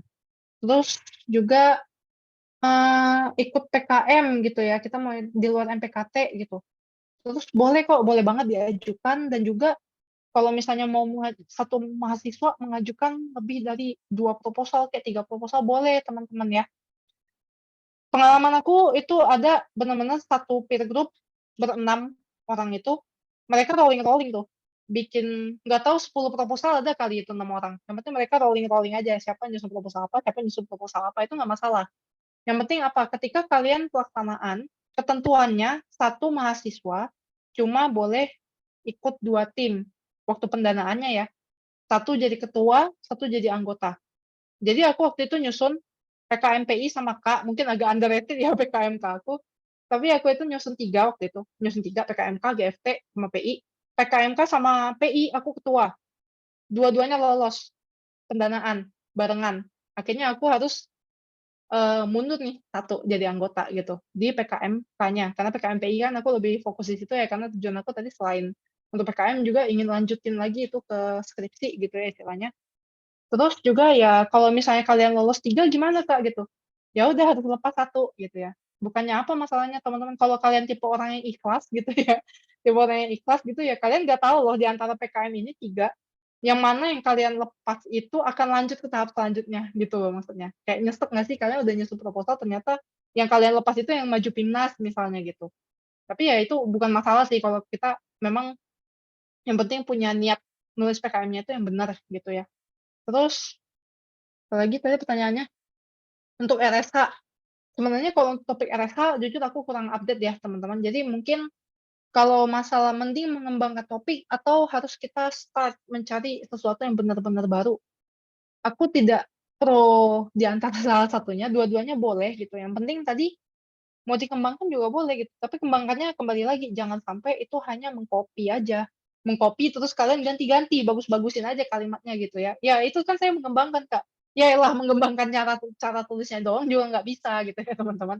Jadi benar-benar harus ada ide baru dan inovasi baru di mana kalian improvisasi gitu kalau untuk mengembangkan. Dan untuk start something new pun tentang PKM itu kan kalian tetap harus berpegang pada penelitian lain juga kan gitu untuk diterapkan. Nah, jadi mau itu mengembangkan atau memulai sesuatu yang baru, itu tetap yang penting tidak meniru persis daripada yang ide sebelumnya, gitu. Itu aja sementara jawaban dariku. Mungkin Salsa udah bergabung belum? Mungkin Salsa ada tambahan lagi, Salsa? Terima kasih Kak Oke, sebelumnya. maaf ya tadi agak hilang.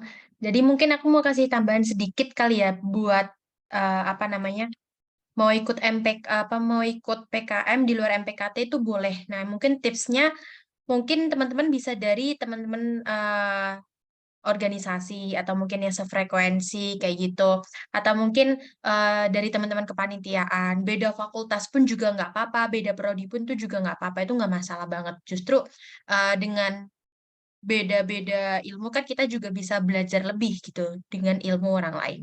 Kayak gitu sih mungkin sedikit dari aku ya. Terus kalau misalnya teman-teman ada minat pengen bikin PKM, tapi ternyata nggak punya teman juga, maksudnya kayak nggak punya partner juga. Nah, di sini PKM Center juga menyediakan yang namanya biro jodoh kayak gitu. Jadi nanti teman-teman bisa ngelis, jadi nanti bisa siapa tahu bisa dihubungkan ke teman-teman yang lain yang kiranya juga membutuhkan eh, temen partner PKM kayak gitu sih kurang lebih.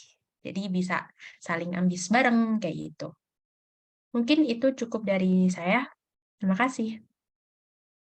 Oke, makasih Mbak Salsa, Mbak Christine. Dari Pak Imam ada tambahan tadi soalnya sempat dimention mengenai PKM Center UI untuk sumber-sumber contoh PKM sebelumnya gitu ya, buat jadi referensi teman-teman mahasiswa juga. Oh, dari saya cukup ya Pak Tias, tadi yang sudah disampaikan oleh Kak Christine juga bahwa semua kanal informasi mengenai PKM tingkat UI, teman-teman bisa akses melalui media sosial Instagram dari PKM Center UI ya teman-teman, PKM Center _UI. Di situ semua informasi resmi dari PKM Center UI ada di situ semua teman-teman. Jadi mulai dari apa namanya template-template proposal, kemudian pedoman proposal, sampai dengan contoh proposal pun ada di situ semua. Jadi teman-teman untuk sekarang panduan teman-teman untuk di tingkat UI adalah di PKM Center UI itu teman-teman terutama di akun Instagram tersebut. Seperti itu Pak Tias. Baik, makasih Pak Imam. Berikutnya sesi kedua, 3 penanya lagi karena masih ada waktu. Tadi saya kira sampai 5:30 paparannya. Tapi ternyata kita bisa banyak di diskusi. Oke. Mungkin tadi yang di-mention Mbak Christine juga tentang jangan plagiat begitu ya Mbak Christine ya. Jadi walaupun sudah apa namanya cek dan refer ke yang sebelum-sebelumnya, tidak hanya diparafrase saja, tapi ya tambahkan juga dengan ide-ide sendiri.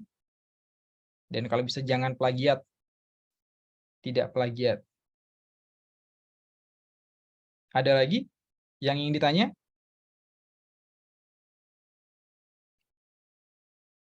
Oke, di kolom chat juga tidak apa-apa.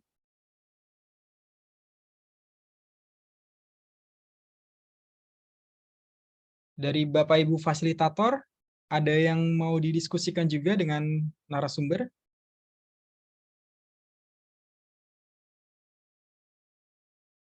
Di sini ada Burai, Pak Satrio, ada Mbak Prima juga.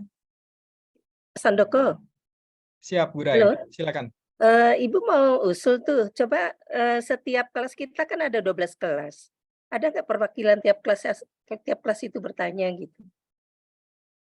Oh, baik, baik. Bisa begitu. Jadi Oke. biar termotivasi antar kelas gitu. Baik, tadi dari Ida Bagus kelas L, Bintang kelas I, Chelsea kelas Saya kelas tadi A. A. K, Oh, kelas Pak. saya malah nggak ada nih. G mana G? Ayo.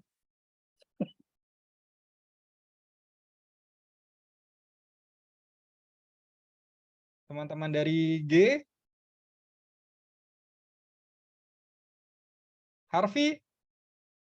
Udah kebayang nanti mau nyusun apa di PKM-nya?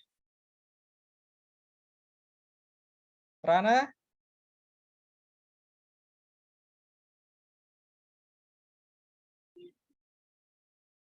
Oke, dari kelas B deh coba. Kelas B, perwakilan kelas B, ayo. Ini Mas Luhur nih, hadir juga dosennya. Silakan kelas B. Silahkan kepada Gigih, mungkin mau Gih? Ayo Gih.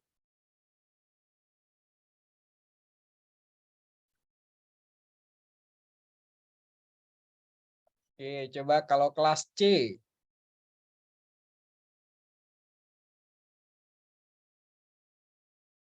Coba Kelas C. Dwi Ramadan, kelas C coba. Dwi Ramadan, halo? Oh, Dwi, ya. Dwi.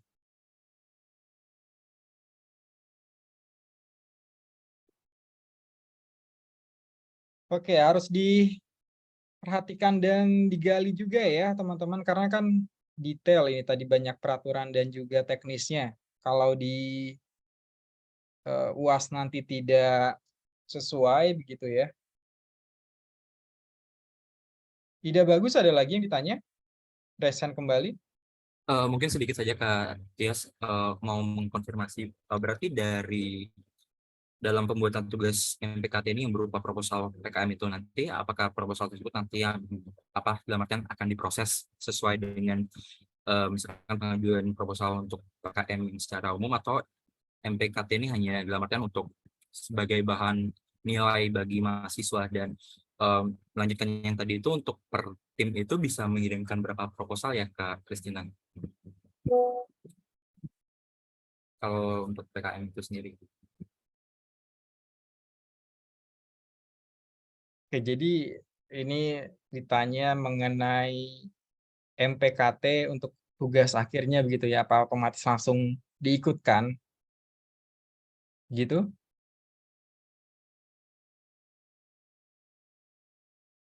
Oh, mungkin dari Mbak Wulan untuk jawab yang ini di koordinator, nanti mungkin dilengkapi oleh Mbak Christine. Iya, Mas Dias, boleh diulang. Mohon maaf, saya putus-putus, Mas. Ini ya, pertanyaannya dari mahasiswa Oke, tadi. baik. Jadi tadi Ida Bagus dari kelas L Iya, betul. menanyakan apakah tugas UAS di MPKT ini automatically langsung di-submit diikutkan untuk dibuat PKM di Timnas nanti begitu? Oh, enggak, Mas Dias. Tidak, artinya tugas di kita MPKT itu hanya sebatas teman-teman membuat proposal untuk tim ya, CFG ya, untuk penyusunan proposalnya saja, Mas. Tapi apakah kemudian mahasiswa submit atau tidak, kami endorse untuk submit, tapi tentu kan ada aturan-aturan ya terkait dengan PKM yang mungkin harus di-adjust gitu kan dari dari tim FG yang sudah dibentuk di MPKT tersebut gitu. Jadi mungkin itu jawaban dari saya. Tidak bagus tadi ya. Jadi untuk yang MPKT memang sebatas penyusunan proposalnya saja. Karena nanti apabila memang teman-teman mau melanjutkan, maka nanti ada tim dari kemahasiswaan yang akan mendampingi lebih lanjut, termasuk dosennya, pemilihan dosen pembimbing dan sebagainya gitu ya, atau adjustment untuk tema ataupun kelompok dan sebagainya, itu akan diinikan lebih lanjut, Mas Dias. Oke, baik. Terima kasih Mbak Wulan. Ida Bagus, sudah terjawab? Baik. Berarti dalam artian untuk penyusunan proposal ini bisa dikatakan hanya sebagai latihan bagi mahasiswa untuk penyusunan proposal PKM seperti itu ya, Mbak Wulandari. Betul, tidak. Saya panggil apa? Bagus ya? Kata siapa tadi? Iya. Iya, bagus ya. Baik, terima kasih Mbak Wulandari dan Kak Tias. Oke, baik. Ini sudah ada 2 mahasiswa lagi dari kelas B dan kelas J. Gigi dulu, silakan Gigi. Ya, terima kasih. Saya cuma mau bertanya singkat aja. Apa kalau misalkan dalam pendanaan itu kayak proses setiap PKM itu memiliki pendanaan minim yang berbeda-beda tadi, atau dilihatnya dalam proposal itu sendiri seberapa dana yang saya cuma mau bertanya tentang pendanaan saya. Terima kasih. Oke, terima kasih Mas Gigi. Ya, pendanaan ya. Oke, noted. Kita ke Mbak Indri dulu, silakan. Oke, sebelumnya terima kasih banyak atas kesempatannya Mas Tias, dan juga ini pertanyaan untuk Kak Kristina sih, ataupun nanti narasumber yang lain bisa menambahkan gitu. Perkenalkan, saya Indra Alfiani, saya dari MPKT kelas Y. Saya tertarik dengan salah satu jenis PKM, yaitu PKM tentang pengabdian masyarakat atau PKM PM itu. Terus dan juga saya juga sama teman-teman juga sedang menyusun suatu program tentang pengabdian masyarakat, tapi bukan untuk PKM, Mbak. Dan sekarang lagi tahap untuk ke proses seleksi berikutnya gitu. Terus berkaitan dengan hal itu, apakah untuk PKMPM ini itu MOU atau surat keterangan dari mitra, kan nanti kalau PKMPM kalau nggak salah kita juga bakal bermitra ya dengan lembaga lain gitu atau partner yang lain gitu Mbak. Apakah ini ketika kita dicantumkan di proposal itu akan menjadi suatu poin plus tersendiri ketika emang udah ada gitu loh. Oh ternyata tim ini emang mereka beneran serius nih untuk PKMPM. Nyatanya udah ada bukti kayak mungkin MOU ataupun bukti keterangan kerjasama dengan pihak mitra terkait gitu. Terus selanjutnya berkaitan dengan PKMPM ini, apakah survei ini itu menjadi suatu hal yang dipentingkan ketika melakukan pengabdian masyarakat? Karena kan ketika kita melakukan pengabdian masyarakat, kita juga harus melihat nih secara langsung daerah terkait yang akan kita ajukan sebagai bahan untuk PKMPM ini kondisi nyatanya itu seperti apa gitu. Soalnya kalau kita cuman memperkirakan itu kayak jatuhnya apakah benar gitu. Takutnya ketika nanti si review ini atau ketika kita lanjut ke tahap selanjutnya, kita tuh nggak menjelaskan dengan detail dari daerah terkait gitu. Terus berkaitan tadi juga dengan gigih, pendanaan juga, apakah pendanaan untuk PKM ini sistemnya adalah sistem nggak turun semuanya gitu loh Mbak. Jadi misal tahap pertama adalah 75% terlebih dahulu. Tahap selanjutnya itu baru nanti bakal 25%-nya itu menyusul ataukah pakai sistem reimburse ataupun yang lainnya yang Mbak berkaitan tentang pendanaan ini sendiri gitu Mbak. Terima kasih. Baik, terima kasih Indri dan Gigi. Ada satu lagi mungkin biar pas 3. Atau kita dengarkan dulu langsung jawabannya dari Mbak Christine mungkin ya. Untuk pertanyaan Gigi dan Indri. Silakan Mbak Christine. Oke, untuk pertanyaan Gigi, apakah intinya pendanaan itu berbeda nggak ya tiap jenisnya gitu?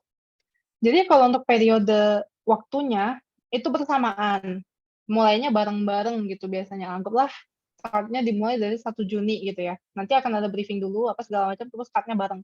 1 Juni misalnya sampai Desember, anggaplah tanggal segitu ya. Tapi ide kalian itu tetap masing-masing gitu. Jadi kayak misalnya aku tadi PKMPI, ya udah aku tentang pakan lebah, terus bareng teman-teman lain yang Toot Bites, yang arak Jowo apa segala macam, ya udah ide masing-masing penjalan.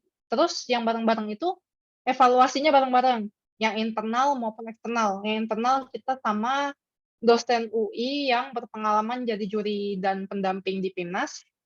Terus kalau yang eksternal itu juri PIMNAS-nya langsung yang ditunjuk sama Kemendikbud. Itu bareng-bareng itu evaluasinya. Tapi dan juga pengumpulan laporan gitu-gitu ya, terus pengisian logbook itu semuanya bareng-bareng deadline-nya gitu. Tapi kalau misalnya pelaksanaan idenya gimana? Ya masing-masing, tim masing-masing gitu, nggak saling berkaitan gitu ya. Terus pertanyaan dari Indri tadi, yang pertama, apakah PKMPM itu istilahnya kalau ada bukti kita benar-benar akan bekerja sama gitu sama mitra ya, itu adalah poin plus.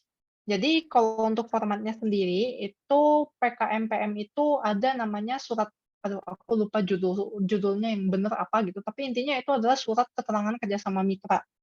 Jadi untuk mendapatkan surat tanda tangan mitra itu kita tidak bisa ya hanya mengira-ngira aja kondisi mitranya. Jadi menurutku kalau misalnya kita benar-benar langsung turun ke lapangan untuk survei ya, untuk wawancara mitra gitu-gitu, itu akan menjadikan poin lebih sih. Karena benar kamu bilang, karena itu berarti menjadi tanda bahwa tim ini memang benar-benar udah serius, mitranya udah ada gitu loh istilahnya. Jadi kemungkinan besar ini akan pasti dilaksanakan gitu. Karena untuk bukti itu sendiri harus dilampirkan di lampiran. Terus juga kalau di latar belakangnya itu kita ada memaparkan juga yang namanya kondisi existing mitra. Kayak punya aku tadi kan aku wawancara juga ya sama mitranya, kondisi di sana bungaannya gimana, terus kondisi lebahnya sendiri gimana. Nggak mungkin aku mengira-ngira ya kondisi kayak gitu, itu benar-benar hasil wawancara langsung dan juga kunjungan langsung gitu. Terus tadi apa ya pertanyaan yang belum, Indri? Kayaknya itu baru 1 deh. Lagi yang belum kejawab. Berkaitan dengan anggaran dananya, Mbak, apakah turun 100% langsung Oh, atau oke. gimana? Kalau anggaran dana, mungkin nanti Pak Imam bisa nambahin juga ya, tapi peraturan terakhir yang aku tahu itu dari dikti cair 90%, terus setelah laporan akhir 10%, gitu. Dan juga 90%-nya itu biasanya kalian udah jalan dulu nih kegiatan sebentar gitu, nanti baru nanti cair dari diktinya gitu ke perguruan tinggi. Gitu.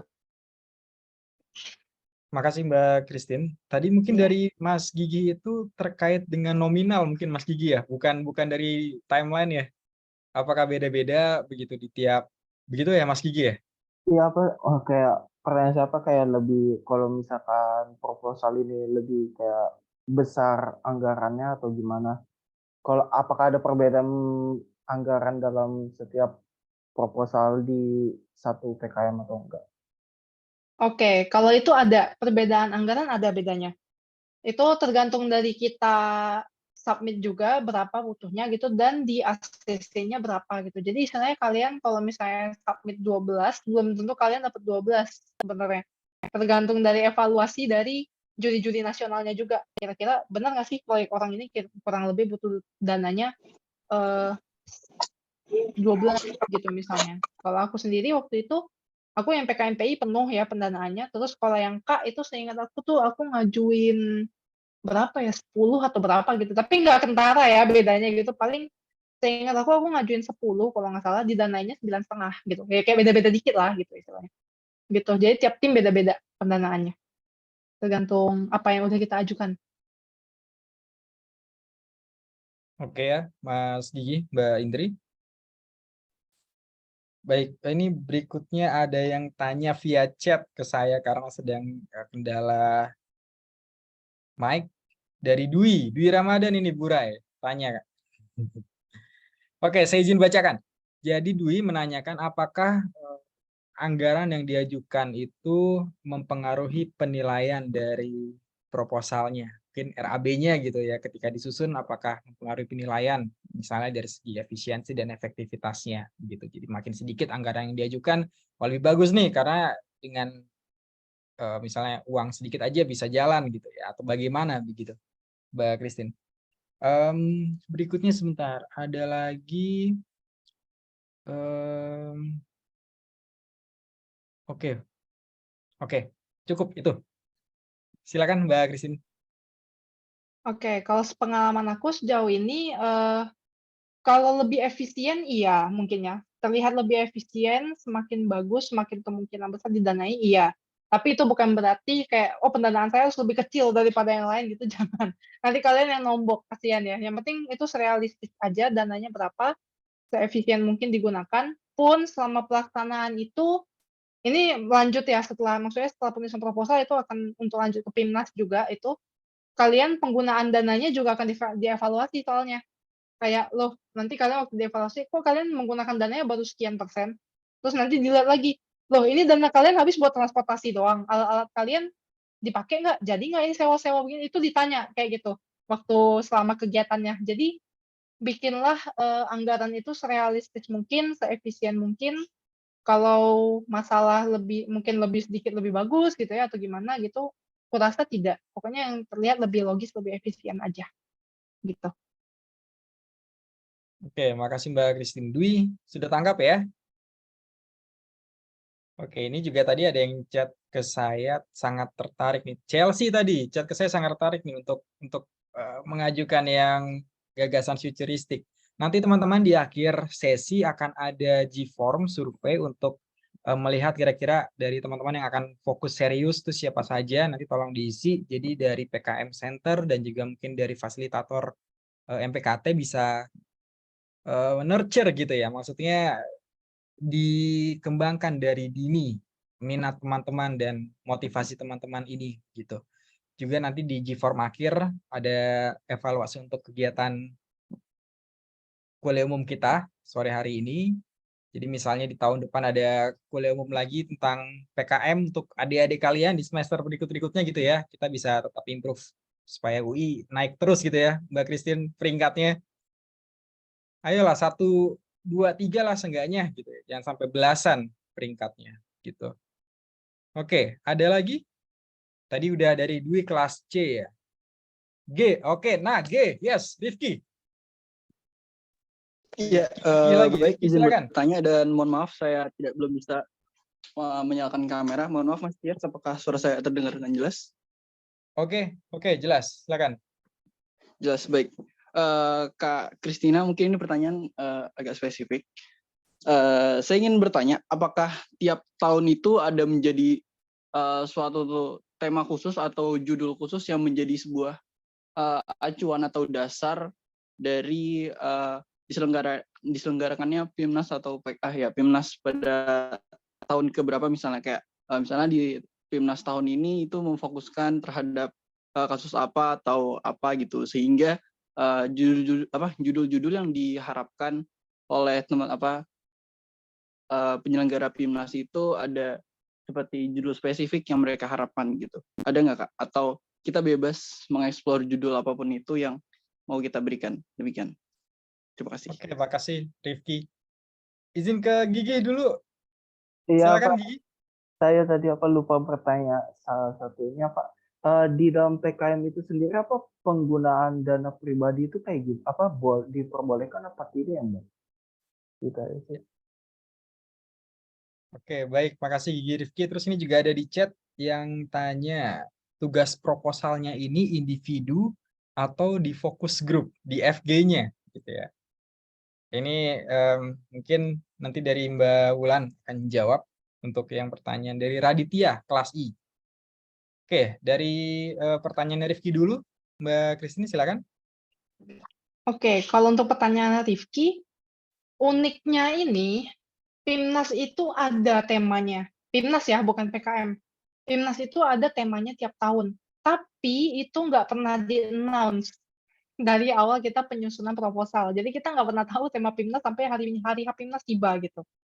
Jadi mungkin kalau spesifik kayak mereka mungkin, soalnya aku ingat banget di tahun aku sendiri, itu temanya adalah apa ya, aduh judul panjangnya aku lupa, tapi pokoknya itu pemanfaatan kearifan lokal gitu untuk untuk peningkatan ini deh, peningkatan sumber daya gitu deh pokoknya intinya. Dan, memang kebetulan hari itu kan ya topik aku tadi berkaitan sama kearifan lokal ya gitu. Tapi kayaknya, ya sebagian besar timnya judulnya mirip seperti itu, tapi kayaknya itu bukan jadi acuan juga sih menurutku. Bukan jadi acuan kayak, "Oh kayaknya yang sesuai sama tema ini bakalan lolos deh," gitu, enggak deh kayaknya, gitu. Karena tema PIMNAS sendiri nggak diumumkan gitu istilahnya sebelum hari H PIMNAS-nya itu, gitu. Terus, jadi kalau menurut aku, dari tahun ke tahun sih memang benar-benar bebas, kalian mau ngajuinnya apa. Tahun kemarin juga seingat aku meskipun ada tema, tapi judul yang masuk juga random gitu, nggak ada spesifik menyangkut pada suatu topik tertentu aja, gitu. Begitu Rifki. Oke, baik. Terima kasih Kak Kristina dan Mas Tias. Ya, terus lanjut ke pertanyaan Gigi ya, Mas? Ya, silakan. Oke, kalau untuk pertanyaan Gigi, kamu kalau mau tulis di proposalnya jangan ya dana pribadi. Tapi kalau seiring pelaksanaannya ternyata duitnya kurang gitu ya atau kan butuh pendanaan pribadi gitu. Rata-rata sih sejauh ini aku membimbing mahasiswa dan juga menjadi mahasiswa pesertanya itu sendiri, saya tidak ikhlas gitu kalau harus mengeluarkan uang pribadi gitu ya. Bukan yang nggak ikhlas gimana, cuma maksudnya kita tuh udah menyusun biaya seefektif mungkin nih. Jadi kita berusaha sebisa mungkin manfaatkan dananya sebaik mungkin gitu. Jangan sampai kita mubazir gitu. Lebih ke nggak ikhlasnya karena apa? Mubazirnya aja gitu, mengeluarkan sesuatu yang tidak perlu gitu. Jadi kita berusaha ngatur keuangannya sebaik mungkin. Boleh tetap, tapi yang masuk dalam laporan evaluasi kalian itu tetaplah dana yang digunakan dari Dikti itu sendiri, dari Dikti sama perguruan tinggi gitu, sejauh ini ya dari pengalamanku gitu. Dan itu pun kalian waktu nyusun proposal, maksudnya nyusun laporannya juga kalian nggak bisa gimana ya bilangnya, kalian misalnya ngajuin 9 juta nih, kalian ternyata wah ngeluarin duit pribadi gitu sampai 12 juta. Jangan, berarti itu kelihatan bahwa kalian bukan masalah kalian salah prediksi, juri nggak peduli kalian salah prediksi apa enggak penggunaan dana, tapi apa yang di mata mereka apa, kalian tidak bisa memanfaatkan dana itu seefektif mungkin. Jadi poinnya di situ, gitu maksudnya. Kalau beda dikit-dikit ya 9.100.000, 9.200.000 atau berapa lah gitu ya, tipis-tipis nggak apa-apa. Tapi kalau kebanyakan itu yang menjadi poin minusnya adalah kelihatan kalau kita tidak bisa memanajemen sumber daya uang kita. Baik, terima kasih Mbak. Ya. Oke, terima kasih Mbak Christine, Gigih juga terima kasih. Berikutnya ini pertanyaan mungkin untuk Mbak Wulan. Jadi tugasnya ini apakah individu, untuk yang PKT individu atau di FG, kemudian untuk proposal yang nanti disubmit di UAS, apakah sudah sesistematik sesuai yang tadi dijelaskan Mbak Christine, sedetail itu, sampai sumber dana dan lain sebagainya, atau seperti apa gitu? Mbak Wulan, silakan. Baik, izin Mas Tias dan teman-teman untuk tugas MPKT yang diminta disubmit di tanggal berapa itu minggu depan ya, sorry buat UAS itu adalah FG, jadi bukan mandiri. Jadi tetap di dalam FG yang masing-masing sekitar 6 sampai 7 kelompok ya, gitu kan. Nah, itu yang tadi memang mungkin MPKT itu lebih melatih teman-teman untuk membuat proposalnya dulu, mencoba membuat proposalnya terlebih dahulu gitu. Masalah nanti kemudian disubmit atau tidak, kami harapannya disubmit gitu ya, tapi tentu tadi saya sampaikan perlu ada penyesuaian-penyesuaian untuk terkait hal apa namanya akan diikut sertakan dalam apa namanya submit PKM atau tidak. Tapi tadi pertama ini tugas FG, jadi dalam kelompok tidak sendiri-sendiri, karena memang PKM pun tidak sendiri-sendiri ya, teman-teman ya. Gitu. Jadi ini tugas FG, kemudian dikerjakan seperti biasa. Jangan lupa ada borang poin assessment-nya juga gitu ya, untuk melihat tadi kalau Mbak Christina bilang komitmen dari anggota tim begitu ya Mbak Christina ya. Nah itu yang kemudian juga dilatih oleh teman-teman. Kita akan menilai juga dengan melihat borang peer assessment kalian gitu. Jadi apakah satu tim ini memang benar-benar saling bahu-membahu untuk menyusun proposal PKM atau enggak. Intinya untuk PKM lebih ke sana, gitu, melatih kalian sejak awal gitu ya untuk menyusun PKM. Tentu memang tadi berkaitan dengan apakah pendanaan dan sebagainya gitu. Kami harapkan ya, tapi tentu kami paham bahwa teman-teman ini masih di semester awal gitu. Ya mungkin punya ide tapi belum matang begitu ya, belum juga kemudian paham bagaimana menyusun PKM yang sedetail, yang sesempurna mungkin Mbak Christina dan kawan-kawannya gitu ya. Tapi kami berharap ini mulai dilatih dari MPKT ini gitu. Maka kemudian kami mencoba berusaha untuk dengan teman-teman PKM Center dengan unit kemahasiswaan memberikan pembekalan kepada teman-teman sejak awal, selain memang untuk penyusunan UAS kita ya. Tapi memang nanti kami tidak akan menilai sebagaimana juri PKM menilai teman-teman gitu. Poinnya tentu akan berbeda gitu ya. Jadi poin kami adalah teman-teman bisa menyampaikan idenya gitu ya. Terus kemudian yang pendanaan dan sebagainya itu tidak menjadi tidak harus sesempurna atau harus sebaik yang memang akan dikirim. Tentu nanti ada prosesnya. Kalau teman-teman mau sampai tentu nanti dosen pembimbingnya yang akan melanjutkan hal itu. Mungkin salah satu fasilitator sendiri yang kemudian nanti diikut sertakan menjadi dosen pembimbing PKM ya, gitu ya. Tapi untuk untuk mata kuliah MPKT tadi dituliskan saja dulu nggak apa-apa, tapi memang tidak sesempurna tadi gitu ya, detail pendanaannya dari siapa, sumbernya dari siapa dan sebagainya. Gitu. Lebih kepada ide proposalnya Mas. Yes. Dari gagasannya itu atau yang substantifnya. Baik, terima kasih Mbak Wulan. Ini ada pertanyaan lagi, mohon izin mungkin ke Mbak Wulan juga. Jadi apakah sampai sedetail RAB yang anggaran itu juga dicantumkan? Kemudian juga data-data anggota sebagai lampiran juga termasukkah Mbak Wulan? Oke. Untuk yang RAB kami meminta iya gitu ya, tapi RAB yang memang teman-teman bisa buat dulu ya gitu ya, karena akan dilihat juga kira-kira teman-teman bisa nggak nih gitu menyambung nggak bikin ya walaupun memang agak nggak semudah itu ya, tapi disampaikan dulu. Tapi untuk yang lampiran-lampiran itu nggak perlu teman-teman, cukup sampai ininya aja, apa namanya, sampai isi proposalnya aja gitu. Lebih ke Baik, sana. baik. Tapi tadi jadi poin highlightnya Bapak Ibu fasilitator dan teman-teman semuanya di MPKT ini adalah teman-teman menuliskan gagasan dalam proposal ya, entah itu PKM tadi ya, entah itu PKM GTK, AIK, kalau apa namanya, atau kewirausahaan gitu ya, yang memang disarankan oleh PMU untuk dibuat oleh teman-teman yang 3 itu. Gitu. Baik, baik. Terima kasih Mbak Wulan. Jadi RAB tetap, tapi ya diusahakan sebisanya begitu ya kan. Belajar juga untuk nanti Betul, untuk gimana belajar nanti menyusun RAB, bahkan di realnya nanti ya nyusun RAB beneran gitu.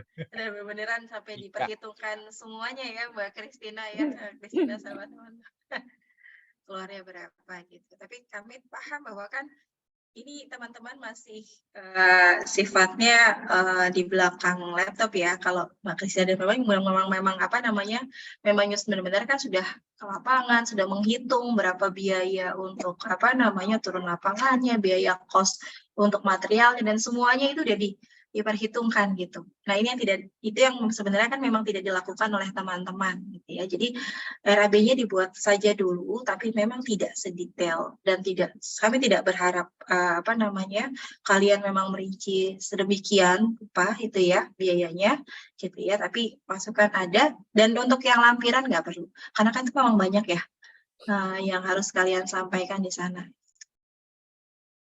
baik. Mungkin Terima untuk kasih mata Mbak. kuliah lain atau mungkin nanti Mas Wahyu dan Kemasahan yang untuk mengendorse kalian mungkin iya gitu. Tapi untuk PKM sebatas mohon maaf untuk MPKT hanya sebatas itu teman-teman. Baik, baik. Terima kasih Mbak Wulan. Sudah jelas teman-teman? Dari Bapak Ibu Mas Mbak fasilitator ada yang mau ditanyakan juga? Bu Rai? Cukup. Baik, terima kasih Bu Rai. Iya. Dari Mas Wahyu, Nah, formnya? mungkin menurut saya gini, apakah Mas Wahyu untuk tahun ini juga tetap akan ini ya? Karena biasanya kemarin kami kumpulkan. Jadi Maaf Mbak Wulan suaranya nggak kedengaran. Oh, nggak kedengeran. Suaranya Mas agak Tias kecil kedengeran? Mbak Wulan. Oh ya, izin mungkin nanti Mas Wahyu bisa menyampaikan apakah tahun ini sama dengan tahun lalu atau beberapa tahun lalu bahwa list. Jadi kami berharap teman-teman idenya memang dipikirkan benar-benar gitu ya, karena tim kemahasiswaan nanti akan meminta datanya nih dari kita semua, proposalnya dari tim MPKT ini mana yang memang apa namanya memang kiranya idenya itu original tadi, unik dan sebagainya, itu yang kemudian nanti akan dipropos untuk apa namanya untuk ke tahap selanjutnya gitu dalam penyusunan PKM ini. Baik Mbak Wulan. Mas Wahyu silakan. Oh ini izin, ini ada Pak Satrio sudah raise hand. Silakan Pak Satrio. Terima kasih. Izin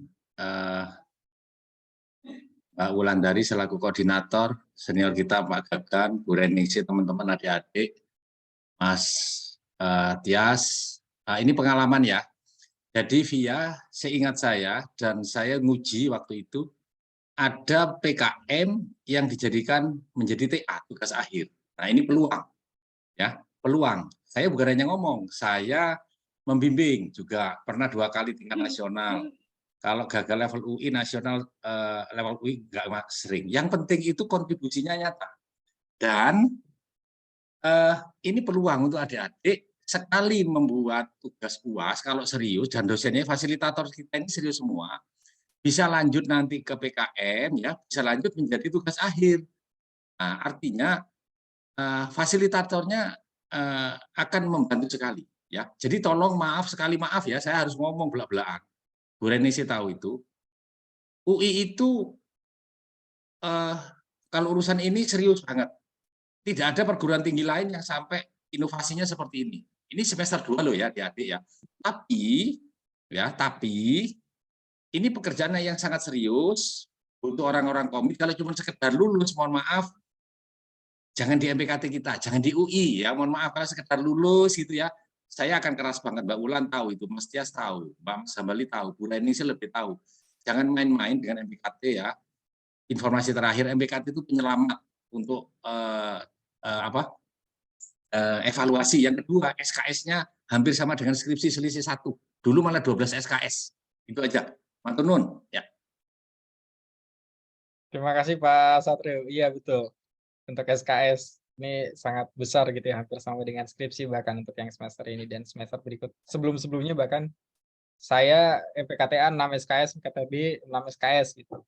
Jadi banyak banget gitu Pak Satrio ya. Harus fokus dan serius sungguh-sungguh begitu teman-teman. Oke, ada tanggapan dari Mbak Christine mungkin? Nah, bisa diulang Pak, nih sinyalnya agak kurang. Oke, jadi tadi dari Pak Satrio mengingatkan mengenai pentingnya menyusun PKM karena nanti bisa jadi tugas akhir gitu. Tadi Mbak Christine juga PKM-nya jadi skripsi juga gitu kan ya? Nah, iya seperti itu. Iya, betul Pak. Itu PKM saya itu juga awalnya siapa sih yang tugas akhirnya nggak mau mendapat hibah ya gitu istilahnya. Tapi sebenarnya tujuan utamanya bukan itu. Setuju juga sama pernyataan Pak Satrio tadi bahwa yang penting kita itu memberikan dampak nyata sih dari program itu. Karena juga rasanya kalau skripsi kita itu benar-benar menghasilkan sesuatu yang bermanfaat bagi banyak orang gitu rasanya lebih lebih enak gitu ketika lulusnya juga rasanya lebih bahagia gitu istilahnya. Karena skripsi saya itu tidak hanya berakhir menjadi suatu karya tulis aja yang masuk ke perpustakaan UI gitu ya, tapi memang benar-benar ada suatu ilmu yang bisa diterapkan untuk masyarakat gitu. Ya, oke, betul Mbak Christine, terima kasih. Oke, teman-teman, kalau sudah tidak ada, kita beri applause dulu untuk 3 narasumber kita, Mbak Christine, Mbak Salsa, dan Pak Imam. Sangat bermanfaat sekali, membekalkan kita untuk menyusun PKM dan juga nanti gimana karir ke depan gitu mungkin ya, sangat-sangat membekalkan. Oke, kalau tidak ada pertanyaan lagi, saya izin tutup. Saya mohon maaf atas kesalahan jika ada, dan juga tetap semangat di MPKT ini sampai selesai UAS nanti. Saya akhiri. Assalamualaikum warahmatullahi wabarakatuh. Selamat sore. Dari Mbak Sore, Wulan. terima kasih. Oke. Terima kasih banyak. Terima kasih, Bapak Ibu. Terima kasih Pak.